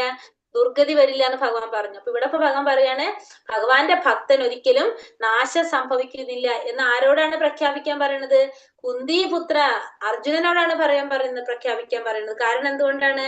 ഭക്തന്റെ വാക്ക് ഭഗവാന്റെ വാക്കിനേക്കാളും കൂടുതൽ വില കൊടുക്കും. ഭഗവാൻ ഒരു ഭക്തന്റെ വാക്കിന് ഭഗവാന്റെ വാക്കിനേക്കാളും കൂടുതൽ ഭഗവാൻ വില കൊടുക്കും. അതുകൊണ്ട് ഭഗവാൻ ഇവിടെ അർജുനനോട് പറയാണ്, കുന്തിപുത്ര നീ ഉറപ്പിച്ച് പ്രഖ്യാപിക്കൂ. എന്ത്? എന്റെ ഭക്തൻ ഒരിക്കലും നാശം സംഭവിക്കുന്നില്ല. ഇപ്പൊ നമുക്കറിയാം, നമ്മുടെ ഏതാണ് നരസിംഹാവതാരം വരുമ്പോ അല്ലെ, ആരാണ്? പ്രഹ്ലാദകുമാരൻ പറയുന്നുണ്ട് അല്ലെ, നിന്റെ ഭഗവാൻ എവിടെയുണ്ടെന്ന് ചോദിക്കുമ്പോ ഈ തൂണിലുണ്ടോ എന്ന് ചോദിക്കുമ്പോ തൂണിലുണ്ടെന്ന് പറയും. അപ്പൊ ആ ഭക്തന്റെ വാക്ക് സത്യമാക്കാൻ ഭഗവാൻ എന്ത് ചെയ്യും? തൂണിൽ നിന്ന് വരും. ഭഗവാൻ ആ ഭക്തന്റെ വാക്കിനെ സത്യമാക്കാനാണ് തൂണിൽ നിന്ന് വരുന്നത്. ഭഗവാന്റെ സത്യങ്ങൾ ഭഗവാൻ ലംഘിച്ചാലും ഭക്തന്മാരുടെ സത്യങ്ങൾ ലംഘിക്കാതിരിക്കാൻ ഭഗവാൻ എപ്പോഴും ശ്രദ്ധിച്ചുകൊണ്ടിരിക്കും. ഇപ്പോ നമ്മള് കുരുക്ഷേത്ര യുദ്ധഭൂമിയില് ഭഗവാൻ ഒരു പ്രതിജ്ഞ എടുത്തിട്ടുണ്ടായിരുന്നു, ആയുധം എടുക്കില്ല എന്ന്. ലാസ്റ്റ് ഭഗവാൻ ആയുധം എടുത്തു. അതെന്തിനാണ്? ഭഗവാൻ ഭീഷ്മാചാര്യരുടെ ആഗ്രഹം നടത്തി കൊടുക്കാൻ വേണ്ടിയിട്ട്. അതായത് തന്റെ ഭക്തനെ രക്ഷിക്കാൻ വേണ്ടിയിട്ട് ഭഗവാൻ എന്ത് ചെയ്യാണ്? ഭഗവാൻ അവിടെ ആയുധം എടുക്കുകയാണ് ചെയ്യുന്നത്. അപ്പൊ ഭഗവാൻ അവിടെ ഭഗവാന്റെ വാക്കിനേക്കാളും ഭഗവാൻ അവിടെ പ്രാധാന്യം കൊടുക്കുന്നത് എന്താണ്? ഭക്തനാണ് ഭഗവാൻ അവിടെ പ്രാധാന്യം കൊടുക്കുന്നത് എന്ന് മനസ്സിലാക്കാം നമുക്ക്. മാം ഹി പാർത്ഥാവ്യപാശ്രിത്യ യേപി സ്യു പാപയോനയഃ സ്ത്രീയോ വൈശ്യസ്തഥോ ശൂദ്രാസ്തേപി യാന്തി പരാം ഗതിം. പാർത്ഥ, എന്നെ ആശ്രയിക്കുന്നവർ അധമകുലത്തിൽ പിറന്നവരോ സ്ത്രീകളോ കച്ചവടക്കാരോ ശൂദ്രരോ ആരായാലും ശരി പരമപദം പ്രാപിക്കും. അപ്പൊ എന്നെ ആശ്രയിക്കുന്നവർ ആരായാലും, അധമകുലത്തിൽ പിറന്നവരായാലും ശരി, സ്ത്രീകളായാലും ശരി, കച്ചവടക്കാരായാലും ശരി, ശൂദ്രരായാലും ശരി, അവർക്ക് എന്ത് സാധിക്കും? പരമപദം പ്രാപിക്കാനായിട്ട് സാധിക്കും. അപ്പൊ ആരായാലും ഭഗവാനെ ആശ്രയിക്കുന്നവര് ആരായാലും, അത് അധമകുലത്തിൽ പിറന്നവരായാലും സ്ത്രീകളായാലും കച്ചവടക്കാരായാലും ശൂദ്രരായാലും അവർക്കെല്ലാവർക്കും എന്ത് സാധിക്കും? പരമപദം പ്രാപിക്കാനായിട്ട് സാധിക്കും. ഇപ്പോൾ സ്ത്രീകൾ എടുത്തു പറഞ്ഞിരിക്കുന്നതിന്റെ കാരണം പണ്ട് കാലത്ത് സ്ത്രീകൾക്ക് എങ്ങനെയാണ്, സ്ത്രീകൾക്ക് ഇപ്പൊ ഈ ശാസ്ത്രങ്ങളും വേദങ്ങളൊക്കെ പഠിക്കാൻ വേണ്ടിയിട്ട് ഉള്ള അവസരങ്ങൾ ആർക്ക് കിട്ടിയിരുന്നില്ല? സ്ത്രീകൾക്ക് കിട്ടിയിരുന്നില്ല. അപ്പൊ അതുകൊണ്ടാണ് സ്ത്രീകളെന്ന് എടുത്തു പറയുന്നത്. അപ്പൊ അങ്ങനെ ആരായാലും, അപ്പൊ അധംകുലത്തിൽ പിറന്നവരായാലും സ്ത്രീകളായാലും കച്ചവടക്കാരായാലും ശൂദ്രരായാലും ആർക്കായാലും എന്ത് സാധിക്കും? പരമപദം പ്രാപിക്കാനായിട്ട് സാധിക്കും. ഭഗവാനെ ആശ്രയിക്കുന്നവർ ആർക്കായാലും പരമപദം പ്രാപിക്കാനായിട്ട് സാധിക്കും. മന്മനാമവ ഭക്ത മത്യാജീമാ നമസ്കുരു മാമൈ വൈശ്യസ്യ യുക്തൈവ ആത്മാനം മത്പരായണ. ഇവിടെ എന്താ പറഞ്ഞ? മന്മനാഭവ മത്ഭക്ത മദ്യാജീമ നമസ്കുരു, എന്നിൽ മനസ്സുറപ്പിക്കുക, ഭക്തനാകുക, എന്നെ ആരാധിക്കുകയും പ്രണമിക്കുകയും ചെയ്യുക. എന്നിൽ തന്നെ പൂർണ്ണമായി മുഴുകിയിരിക്കുന്നത് കൊണ്ട് നീ തീർച്ചയായും എന്നെ പ്രാപിക്കും. അപ്പോൾ എന്ത് പറയാണ്? നീ എന്നിൽ മനസ്സുറപ്പിക്കുക, ഭക്തനാവുക. ഏത് രൂപത്തിലാണ് ഭഗവാനെ ആരാധിക്കാൻ പറഞ്ഞത്? ഭഗവാൻ ഓർമ്മയുണ്ടോ? നമ്മൾ പറഞ്ഞല്ലോ, ശ്രീകൃഷ്ണ രൂപത്തിൽ, ശ്രീകൃഷ്ണ രൂപത്തിൽ നമ്മള് മനസ്സ് ഭഗവാനിൽ ഉറപ്പിക്കുക, ശ്രീകൃഷ്ണ രൂപത്തിൽ നമ്മുടെ മനസ്സുറപ്പിക്കുക, ഭഗവാന്റെ ഭക്തനാവുക, ഭഗവാനെ ആരാധിക്കുകയും പ്രണമിക്കുകയും ചെയ്യുക. എന്നിൽ തന്നെ പൂർണ്ണമായി മുഴുകിയിരിക്കുന്നത് കൊണ്ട് നിനക്ക് തീർച്ചയായിട്ടും എന്നെ പ്രാപിക്കാനായിട്ട് സാധിക്കും. അപ്പൊ നിനക്ക് എന്നെ തന്നെ പ്രാപിക്കാനായിട്ട് സാധിക്കും. എങ്ങനെയാണെങ്കിൽ നീ പൂർണ്ണമായിട്ട് എന്നിൽ തന്നെ മുഴുകിയിരിക്കുകയാണെങ്കിൽ നിനക്ക് തീർച്ചയായിട്ടും എന്നെ പ്രാപിക്കാനായിട്ട് സാധിക്കും. അതായത് എന്നിൽ മനസ്സുറപ്പിക്കുക, എന്റെ ഭക്തനാവുക, എന്നെ ആരാധിക്കുകയും പ്രണമിക്കുകയും ചെയ്യുക. ഭഗവാനോട് പറയുന്നതാണ് മന്മനാഭവ മത്ഭക്ത മദ്യാജീമാ നമസ്കുരു മാമേ വൈശ്യസ്യ യുക്തൈവ ആത്മാനം മത്പരായണം. അപ്പൊ ഈ ഭഗവാനില് മനസ്സുറപ്പിക്കുക, ഭഗവാന്റെ ഭക്തനാവുക, ഭഗവാനെ ആരാധിക്കുകയും പ്രണമിക്കുകയും ചെയ്യുക. അങ്ങനെ ഭഗവാനിൽ തന്നെ പൂർണ്ണമായി മുഴുകിയിരിക്കുന്നത് കൊണ്ട് തീർച്ചയായിട്ടും ഭഗവാനെ പ്രാപിക്കാൻ സാധിക്കുമെന്നാണ് ഇവിടെ പറയുന്നത്. ഹരേ കൃഷ്ണ കൃഷ്ണ കൃഷ്ണ ഹരേ ഹരേ, ഹരേ രാമ രാമ രാമ ഹരേ ഹരേ. വഞ്ചാകൽപതരൂപശ്ച കൃപാ സിന്ധോഭ്യവച പതിതാനാം പാവനേഭ്യോ വൈഷ്ണവേഭ്യോ നമോ നമ. അനന്ത കോടി വൈഷ്ണവൃന്ദി की जय, श्रील प्रभुपाद की जय, गुरुदेव की जय, निताय गौर प्रेमानंदे, हरि हरि बोल. हरे कृष्ण മാതാജി. ക്വസ്റ്റ്യൻസ് നോക്കാം. ഹരേ കൃഷ്ണ മാതാജി. ഹരേ കൃഷ്ണ. പ്രണാമം എല്ലാവർക്കും. ഹരേ കൃഷ്ണ. എങ്ങനെയുള്ളവർക്ക് ഭഗവാനെ പ്രാപിക്കാം? അപ്പൊ ഒരു സംശയം ചോദിക്കട്ടെ. അപ്പൊ ഇതില് രാജവിദ്യ രാജഗുഹ്യ യോഗം അതെന്താണെന്ന് ഭഗവാൻ പറഞ്ഞോ? എന്താണ് ഭഗവാനിൽ മനസ്സുറപ്പ് പറഞ്ഞല്ലോ? ഒന്നാമത്തെ അധ്യായം എന്താണിത്? ഇത് 9ാമത്തെ അധ്യായം രാജവിദ്യ രാജഗുഹ്യ രോഗം. ഏറ്റവും രഹസ്യമായിട്ടുള്ള രഹസ്യം, ഏറ്റവും വിദ്യകളുടെ രാജാവും. അതെന്താണെന്നാണ് ഭഗവാൻ അപ്പോഴും പറഞ്ഞത്? ഭഗവാനിൽ ശരണാഗതി പ്രാപിച്ച് ഭക്തിയുത സേവനം ചെയ്യുക. അതാണ് പറഞ്ഞത്. ഭഗവാനിൽ എല്ലാം സമർപ്പിച്ച് ചെയ്യുക. എല്ലാം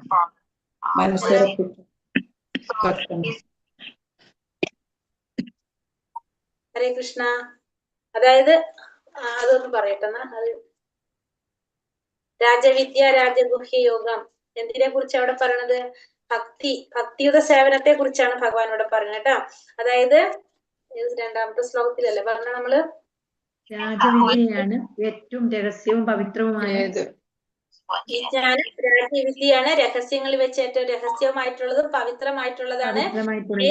ആത്മസാക്ഷാത്കാരം നൽകുന്നത് കൊണ്ട് ധർമ്മത്തിന്റെ പരിപൂർണതയാണിത്. ശാശ്വതവും സന്തോഷത്തോടെ ചെയ്യാവുന്നതുമാണിത്. എന്താണത്? ഭക്തിയുത സേവനം. ഇതിനെ കുറിച്ച് അവിടെ പറയുന്നത് ഭക്തിയുത സേവനത്തെ കുറിച്ചാണ് അവിടെ പറയുന്നത് കേട്ടോ. എന്താണപ്പോ നമ്മൾ പറഞ്ഞ ഈ രഹസ്യമായ കാര്യം എന്ന് പറയുന്നത് ഭക്തിയുത സേവനമാണ് പറയുന്നത്. കാരണം ഭക്തിയുത സേവനം എന്ന് പറയുന്നത് ഇന്നത്തെ രാവിലത്തെ ക്ലാസ്സിൽ ഇതായിരുന്നു ഭാഗവതത്തിൽ പറഞ്ഞത് അല്ലെ. ഭക്തിയുത സേവനം എന്ന് പറയുന്നത് ഭഗവാനെ പോലും ആകർഷിക്കുന്നതാണത്. രാധാറാണിയുടെ നിയന്ത്രണത്തിലുള്ളതാണ്. ഭഗവാനെ പോലും ആകർഷിക്കുന്നതാണ് ഭക്തിയുത സേവനം. അപ്പൊ അതാണ് ഇവിടെ പറയുന്നത്. രാജവിദ്യ രാജഗുഹ്യ യോഗം എന്ന് പറയുന്നത് ഏറ്റവും രഹസ്യമായ യോഗം അല്ലെങ്കിൽ വിദ്യ എന്ന് പറയുന്നത് ഭക്തിയുത സേവനം. അപ്പൊ എങ്ങനെയുള്ളവർക്ക് ഭഗവാനെ പ്രാപിക്കാൻ സാധിക്കില്ല എന്നാണ് ഭഗവാൻ പറയുന്നത്? ഭക്തിയുത സേവനത്തെ വിശ്വാസം കേൾക്കാൻ സാധിക്കുന്നില്ല. ഭഗവാനെ പ്രാപിക്കാത്തവർക്ക് കേൾക്കാൻ മാതാജി കേൾക്കുന്നുണ്ട്. ഭക്തിയുടെ സേവനത്തിൽ വിശ്വാസമില്ലാത്തവർക്ക് എന്നെ പ്രാപിക്കാനാവില്ല. ഇല്ല അല്ലെ. അപ്പൊ ഇവിടെ ഭഗവാൻ പറഞ്ഞത് ഭക്തിയുടെ സേവനത്തിൽ വിശ്വാസമില്ലാത്തവർക്ക് ഭഗവാനെ പ്രാപിക്കാൻ സാധിക്കില്ല. അപ്പൊ ഭഗവാൻ എന്തിനെ കുറിച്ച് ഇവിടെ പറയണത്? ഭക്തിയുടെ സേവനത്തെ കുറിച്ചാണ് പറയുന്നത്. അപ്പൊ ഇതില് ഒന്നാമത്തെ നമ്മളെ ക്വസ്റ്റ്യനിൽ പറയുമ്പോ ഭഗവാൻ എന്താ പറഞ്ഞത്? ആർക്ക് അറിയാൻ സാധിക്കില്ല? അതിൽ വിശ്വാസം ഇല്ലാത്തവർക്ക് ഭഗവാനെ പ്രാപിക്കാനായിട്ട് സാധിക്കില്ല. ഭഗവാന്റെ രണ്ട് ശക്തികൾ ഏതൊക്കെയാണ്? സൃഷ്ടി നടത്തുന്നതും സംഹരിക്കുന്നു. ഭൗതിക പ്രകൃതി, ദൈവിക പ്രകൃതി. അതെ, ഇന്ന് ഞാൻ പറഞ്ഞില്ല അത് അല്ലെ. അതായത് ഭഗവാന്റെ രണ്ട് ശക്തികൾ, അന്തരംഗ ശക്തിയും ബഹിരംഗ ശക്തിയും. അപ്പൊ നമ്മളിതില് ശ്ലോകത്തിൽ പറഞ്ഞില്ലേ, മഹാത്മാക്കള് ഭഗവാന്റെ രാധാറാണിയുടെ സംരക്ഷണത്തിലായിരിക്കുന്ന എന്നൊരു ശ്ലോകം വന്നിട്ടുണ്ടായിരുന്നു. മഹാത്മന എന്ന് പറഞ്ഞിട്ട് പറഞ്ഞില്ലേ, മഹാത്മാക്കള് ഭഗവാന്റെ അന്തരംഗ ശക്തിയുടെ സംരക്ഷണത്തിലായിരിക്കും എന്ന് പറഞ്ഞു. അതായത് ഭൗതികത്തിൽ നിന്ന് ആത്മീയത്തിലേക്ക് കടന്നവര്. നമ്മള് ഭൗതികമായ ബന്ധനത്തിൽ ഇരിക്കുന്നത് കൊണ്ട് നമ്മളെ സംരക്ഷിക്കുന്നത് ഭഗവാന്റെ ബഹിരംഗ ശക്തിയായിട്ടുള്ള ആരാണ്? ദുർഗാദേവിയാണ് നമ്മളെ സംരക്ഷിക്കുന്നത്. അപ്പൊ ഭഗവാന്റെ രണ്ട് ശക്തികൾ എന്ന് പറയുന്നത് അന്തരംഗ ശക്തിയും പിന്നെ 13ാമത്തെ ശ്ലോകത്തിൽ ഭഗവാൻ എന്താ പറഞ്ഞത്? വ്യാമോഹം സാധിക്കുന്ന വിശിഷ്ടാത്മാക്കൾ ദൈവിക കൃപയാൽ സുരക്ഷിതരാണ്. ആ ശ്ലോകം അല്ലെ ഇപ്പൊ നമ്മളിപ്പോ പറഞ്ഞതിന്റെ അന്തരംഗ ശക്തിയെ കുറിച്ച് പറഞ്ഞു. അപ്പൊ വ്യാമോഹം ബാധിക്കാത്ത വിശിഷ്ടാത്മാക്കള്, വ്യാമോഹം ബാധിക്കാത്ത വിശിഷ്ടാത്മാക്കൾ ദൈവിക പ്രകൃതിയാൽ സുരക്ഷിതരായിരിക്കും. അതായത് രാധാറാണിയാൽ സുരക്ഷിതരായിരിക്കും. സർവഭൂതങ്ങൾക്കും ആദി കാരണനും അവ്യയനുമായ പരമപുരുഷനാണ് ഞാൻ എന്നറിയുന്നവർ എന്ത് ചെയ്തുകൊണ്ടിരിക്കും? എപ്പോഴും ഭക്തിപൂർവ്വം ഭഗവത് സേവനത്തില് ഏർപ്പെട്ടുകൊണ്ടിരിക്കും. അപ്പൊ ഭഗവത് സേവനത്തെ കുറിച്ചാണ് ഈ അധ്യായത്തിൽ പറയുന്നത്. ഭക്തിയുടെ സേവനത്തെ കുറിച്ചാണ് ഇവിടെ പറയുന്നതെല്ലാം. ഭഗവാനെ എങ്ങനെ ആരാധിക്കണം എന്നാണ് ഭഗവാൻ പറഞ്ഞു തന്നത് നമുക്ക്? എല്ലായ്പ്പോഴും ഭഗവാന്റെ കീർത്തികൾ ആലപിച്ചും നിശ്ചയദാർഢ്യം പ്രയത്നിച്ചും ഭഗവാന്റെ മുന്നിൽ പ്രണമിച്ചും. ഭഗവാൻ എന്താ പറയണത്? ഭഗവാനെ കീർത്തിക്കാനാണ് ഭഗവാൻ പറയുന്നത് നമ്മളെ അടുത്ത്. ഭഗവാനെ കീർത്തിക്കാനാണ് ഭഗവാൻ പറയുന്നത്. അപ്പൊ എത്രത്തോളം നമ്മൾ ഭഗവാനെ കീർത്തിക്കാൻ സാധിക്കുമോ നമ്മൾ കീർത്തിക്കും. നമ്മൾ ഭഗവാനോട് എന്തെങ്കിലും ആവശ്യപ്പെടുമ്പോൾ ആദ്യം ഭഗവാനെ കീർത്തിക്കണം എന്നാ പറയുന്നത്. ഏതാണ് നമ്മളിപ്പോ ഭാഗവതത്തിൽ കഴിഞ്ഞ അധ്യായത്തിലാണ് തോന്നുന്നു പറഞ്ഞത്. അത് പറയുന്നുണ്ട്, ഭഗവാനോട് എന്തെങ്കിലും ആവശ്യപ്പെടും, നമ്മൾ പ്രാർത്ഥിക്കുമ്പോ ആ പ്രാർത്ഥനയുടെ ഒരു രീതി എന്ന് പറഞ്ഞാൽ ആദ്യം നമ്മൾ എന്ത് ചെയ്യണം? കുറച്ച് പുകഴ്ത്തണം, ഭഗവാനെ കുറച്ച് കീർത്തിക്കണം. കീർത്തിച്ചിട്ട് വേണം നമ്മൾ എന്തെങ്കിലും ആവശ്യപ്പെടാനായിട്ട്. അതാണ് ശരിയായ രീതി എന്ന് പറയുന്നുണ്ട്. ഇനി 22ാമത്തെ ശ്ലോകത്തില് എന്താ ഭഗവാൻ പറയുന്നത്? ഭഗവാന്റെ ദിവ്യരൂപത്തെ ധ്യാനിച്ചുകൊണ്ട് പൂർണ്ണ ഭക്തിയോടെ ആരാണോ ഭഗവാനെ എല്ലായ്പ്പോഴും ആരാധിക്കുന്നത് അവർക്ക് വേണ്ടുന്നത് ഭഗവാൻ നൽകും. ഉള്ളത് നിലനിർത്തുകയും ചെയ്യും. നമുക്ക് പേടിക്കേണ്ട ആവശ്യമില്ലല്ലോ ഇനി ആർക്കും, അല്ലെ? നമ്മൾ എന്താണ് പറഞ്ഞ, ഭഗവാനെ ധ്യാനിച്ചുകൊണ്ട്, ഭഗവാന്റെ ദിവ്യരൂപത്തെ ധ്യാനിച്ചുകൊണ്ട് ഭക്തിയോടെ എല്ലായ്പ്പോഴും ഭഗവാൻ ആരാധിച്ചു കൊണ്ടിരുന്ന നമുക്ക് വേണ്ടതെല്ലാം ഭഗവാൻ നൽകും, നമുക്കുള്ളതെല്ലാം ഭഗവാൻ നിലനിർത്തി തരും. അപ്പൊ നമുക്ക് എന്താണ് വേണ്ടതെന്ന് നമ്മളെക്കാളും നന്നായിട്ട് ആർക്കറിയാം? ഭഗവാൻ അറിയാം. നമ്മൾ അതിന് വേണ്ടിയിട്ട് ഒന്നും ചെയ്യേണ്ട ആവശ്യമില്ല. നമ്മൾ ഭഗവാനെ പ്രാർത്ഥിച്ചുകൊണ്ടിരുന്നാൽ മാത്രം മതി. കാരണം നമ്മുടെ ഉള്ളില് പരമാത്മാവായിട്ട് ഭഗവാൻ ഇരിക്കുന്നുണ്ട്. നമ്മുടെ ചിന്തകളും ആഗ്രഹങ്ങളും എല്ലാം ഭഗവാൻ അറിയാം. നമ്മൾ ചിലപ്പോ പുറത്തേക്ക് പറയുന്നതായിരിക്കില്ല നമ്മുടെ ഉള്ളില്, അത് ആർക്ക് മനസ്സിലാകും? ഭഗവാൻ അറിയാൻ സാധിക്കും. നാം എല്ലാത്തിനും സാക്ഷിയാണ് ഭഗവാൻ. ഭഗവാൻ സാക്ഷിയാണ്. അതുകൊണ്ട് ഭഗവാൻ ഒരു പേര് കൂടി ഉണ്ട്, സാക്ഷി ഗോപാലായിട്ട്. ഭഗവാൻ ഒറീസയിലെ ഒരു അമ്പലമുണ്ട്, അവിടെ ഭഗവാൻ സാക്ഷി ഗോപാലായിട്ടിരിക്കുന്നത് സാക്ഷി പറയുന്നുണ്ട് ഭഗവാൻ. അപ്പൊ അതുകൊണ്ട് സാക്ഷി ഗോപാൽ എന്നും കൂടി ഭഗവാനെ പറയുന്നുണ്ട് കേട്ടോ. ഭഗവാൻ ഉണ്ട് അങ്ങനെ സാക്ഷി ഗോപാലായിട്ട്. അപ്പൊ നമ്മുടെ എല്ലാവരുടെ ഉള്ളിലും സാക്ഷി ഗോപാലിന്റെ അടുത്ത് പോയിരുന്നു. പോയിണ്ടോ? ഹരേ കൃഷ്ണ. നല്ലൊരു ക്ഷേത്രം അതൊക്കെ പോവാനായിട്ട്. ജഗന്നാഥിൽ വന്നിട്ടുണ്ട്. ജഗന്നാഥിൽ പോയിനി. പുരുഷ ക്ഷേത്രമാണ്. നമ്മൾ ഈ ഒരു കലിയുഗത്തിൽ പോകേണ്ട ഒരു ക്ഷേത്രമാണത്, ജഗന്നാഥപുരിയില്. 25ാമത്തെ ശ്ലോകത്തില് എന്താണ് പറയുന്നത്? ആ ക്ഷേത്രത്തിന് കുറെ പ്രത്യേകതകളുണ്ട്. അറിയാത്തവർ യൂട്യൂബിൽ ജസ്റ്റ് ഒന്ന് അടിച്ചു നോക്കി കഴിഞ്ഞാൽ നമുക്ക് അറിയാൻ സാധിക്കും. വളരെ കുറെ പ്രത്യേകതകൾ, അത്ഭുതങ്ങളുള്ള ഒരു ക്ഷേത്രമാണത് ജഗന്നാഥപുരി. ഭഗവാൻ ജഗന്നാഥനായിട്ട് ഇങ്ങനെ കൈ ഇങ്ങനെ പിടിച്ചിട്ടിരിക്കുന്ന അവിടെ എല്ലാവരെയും സ്വീകരിക്കാനായിട്ട്. അത് കാണണ്ടേ മാതാജി, കണ്ടിട്ട് ഭയങ്കര ഇതായി. പറ്റുന്നവരൊക്കെ പോകാം. പോകുമ്പോ വരുന്നെങ്കിൽ വിളിച്ചോളൂ. ഞാനും രഥോത്സവത്തിന് പോയിരുന്നു. ഈ കഴിഞ്ഞ രഥോത്സവത്തിനായിരുന്നു പോയത്. ഇപ്പൊ അടുത്തൊക്കെ വരുന്നുണ്ടെങ്കിൽ എന്നെ വിളിച്ചോളൂ, ഞാനിവിടെ ഉണ്ട്. ഹരേ കൃഷ്ണ. അപ്പൊ 25ാമത്തെ ശ്ലോകത്തില് എന്താ പറയുന്നത് ഇനി ഭഗവാൻ? ദേവന്മാരെ ആരാധിക്കുന്ന ദേവന്മാരെ ആരാധിക്കുന്നവര് ദേവന്മാരോടൊപ്പം ജനിക്കും, പിതൃപൂജകൾ ചെയ്യുന്നവർ പിതൃക്കളോടൊപ്പം ജനിക്കും. ഭൂതപ്രേതാദികളെ ഉപാസിക്കുന്നവർ അവരോടൊപ്പം ജനിക്കും. ഭഗവാനെ ആരാധിക്കുന്ന ഭക്തന്മാർ ഭഗവാനോടൊപ്പം ജീവിക്കും. അല്ലെ?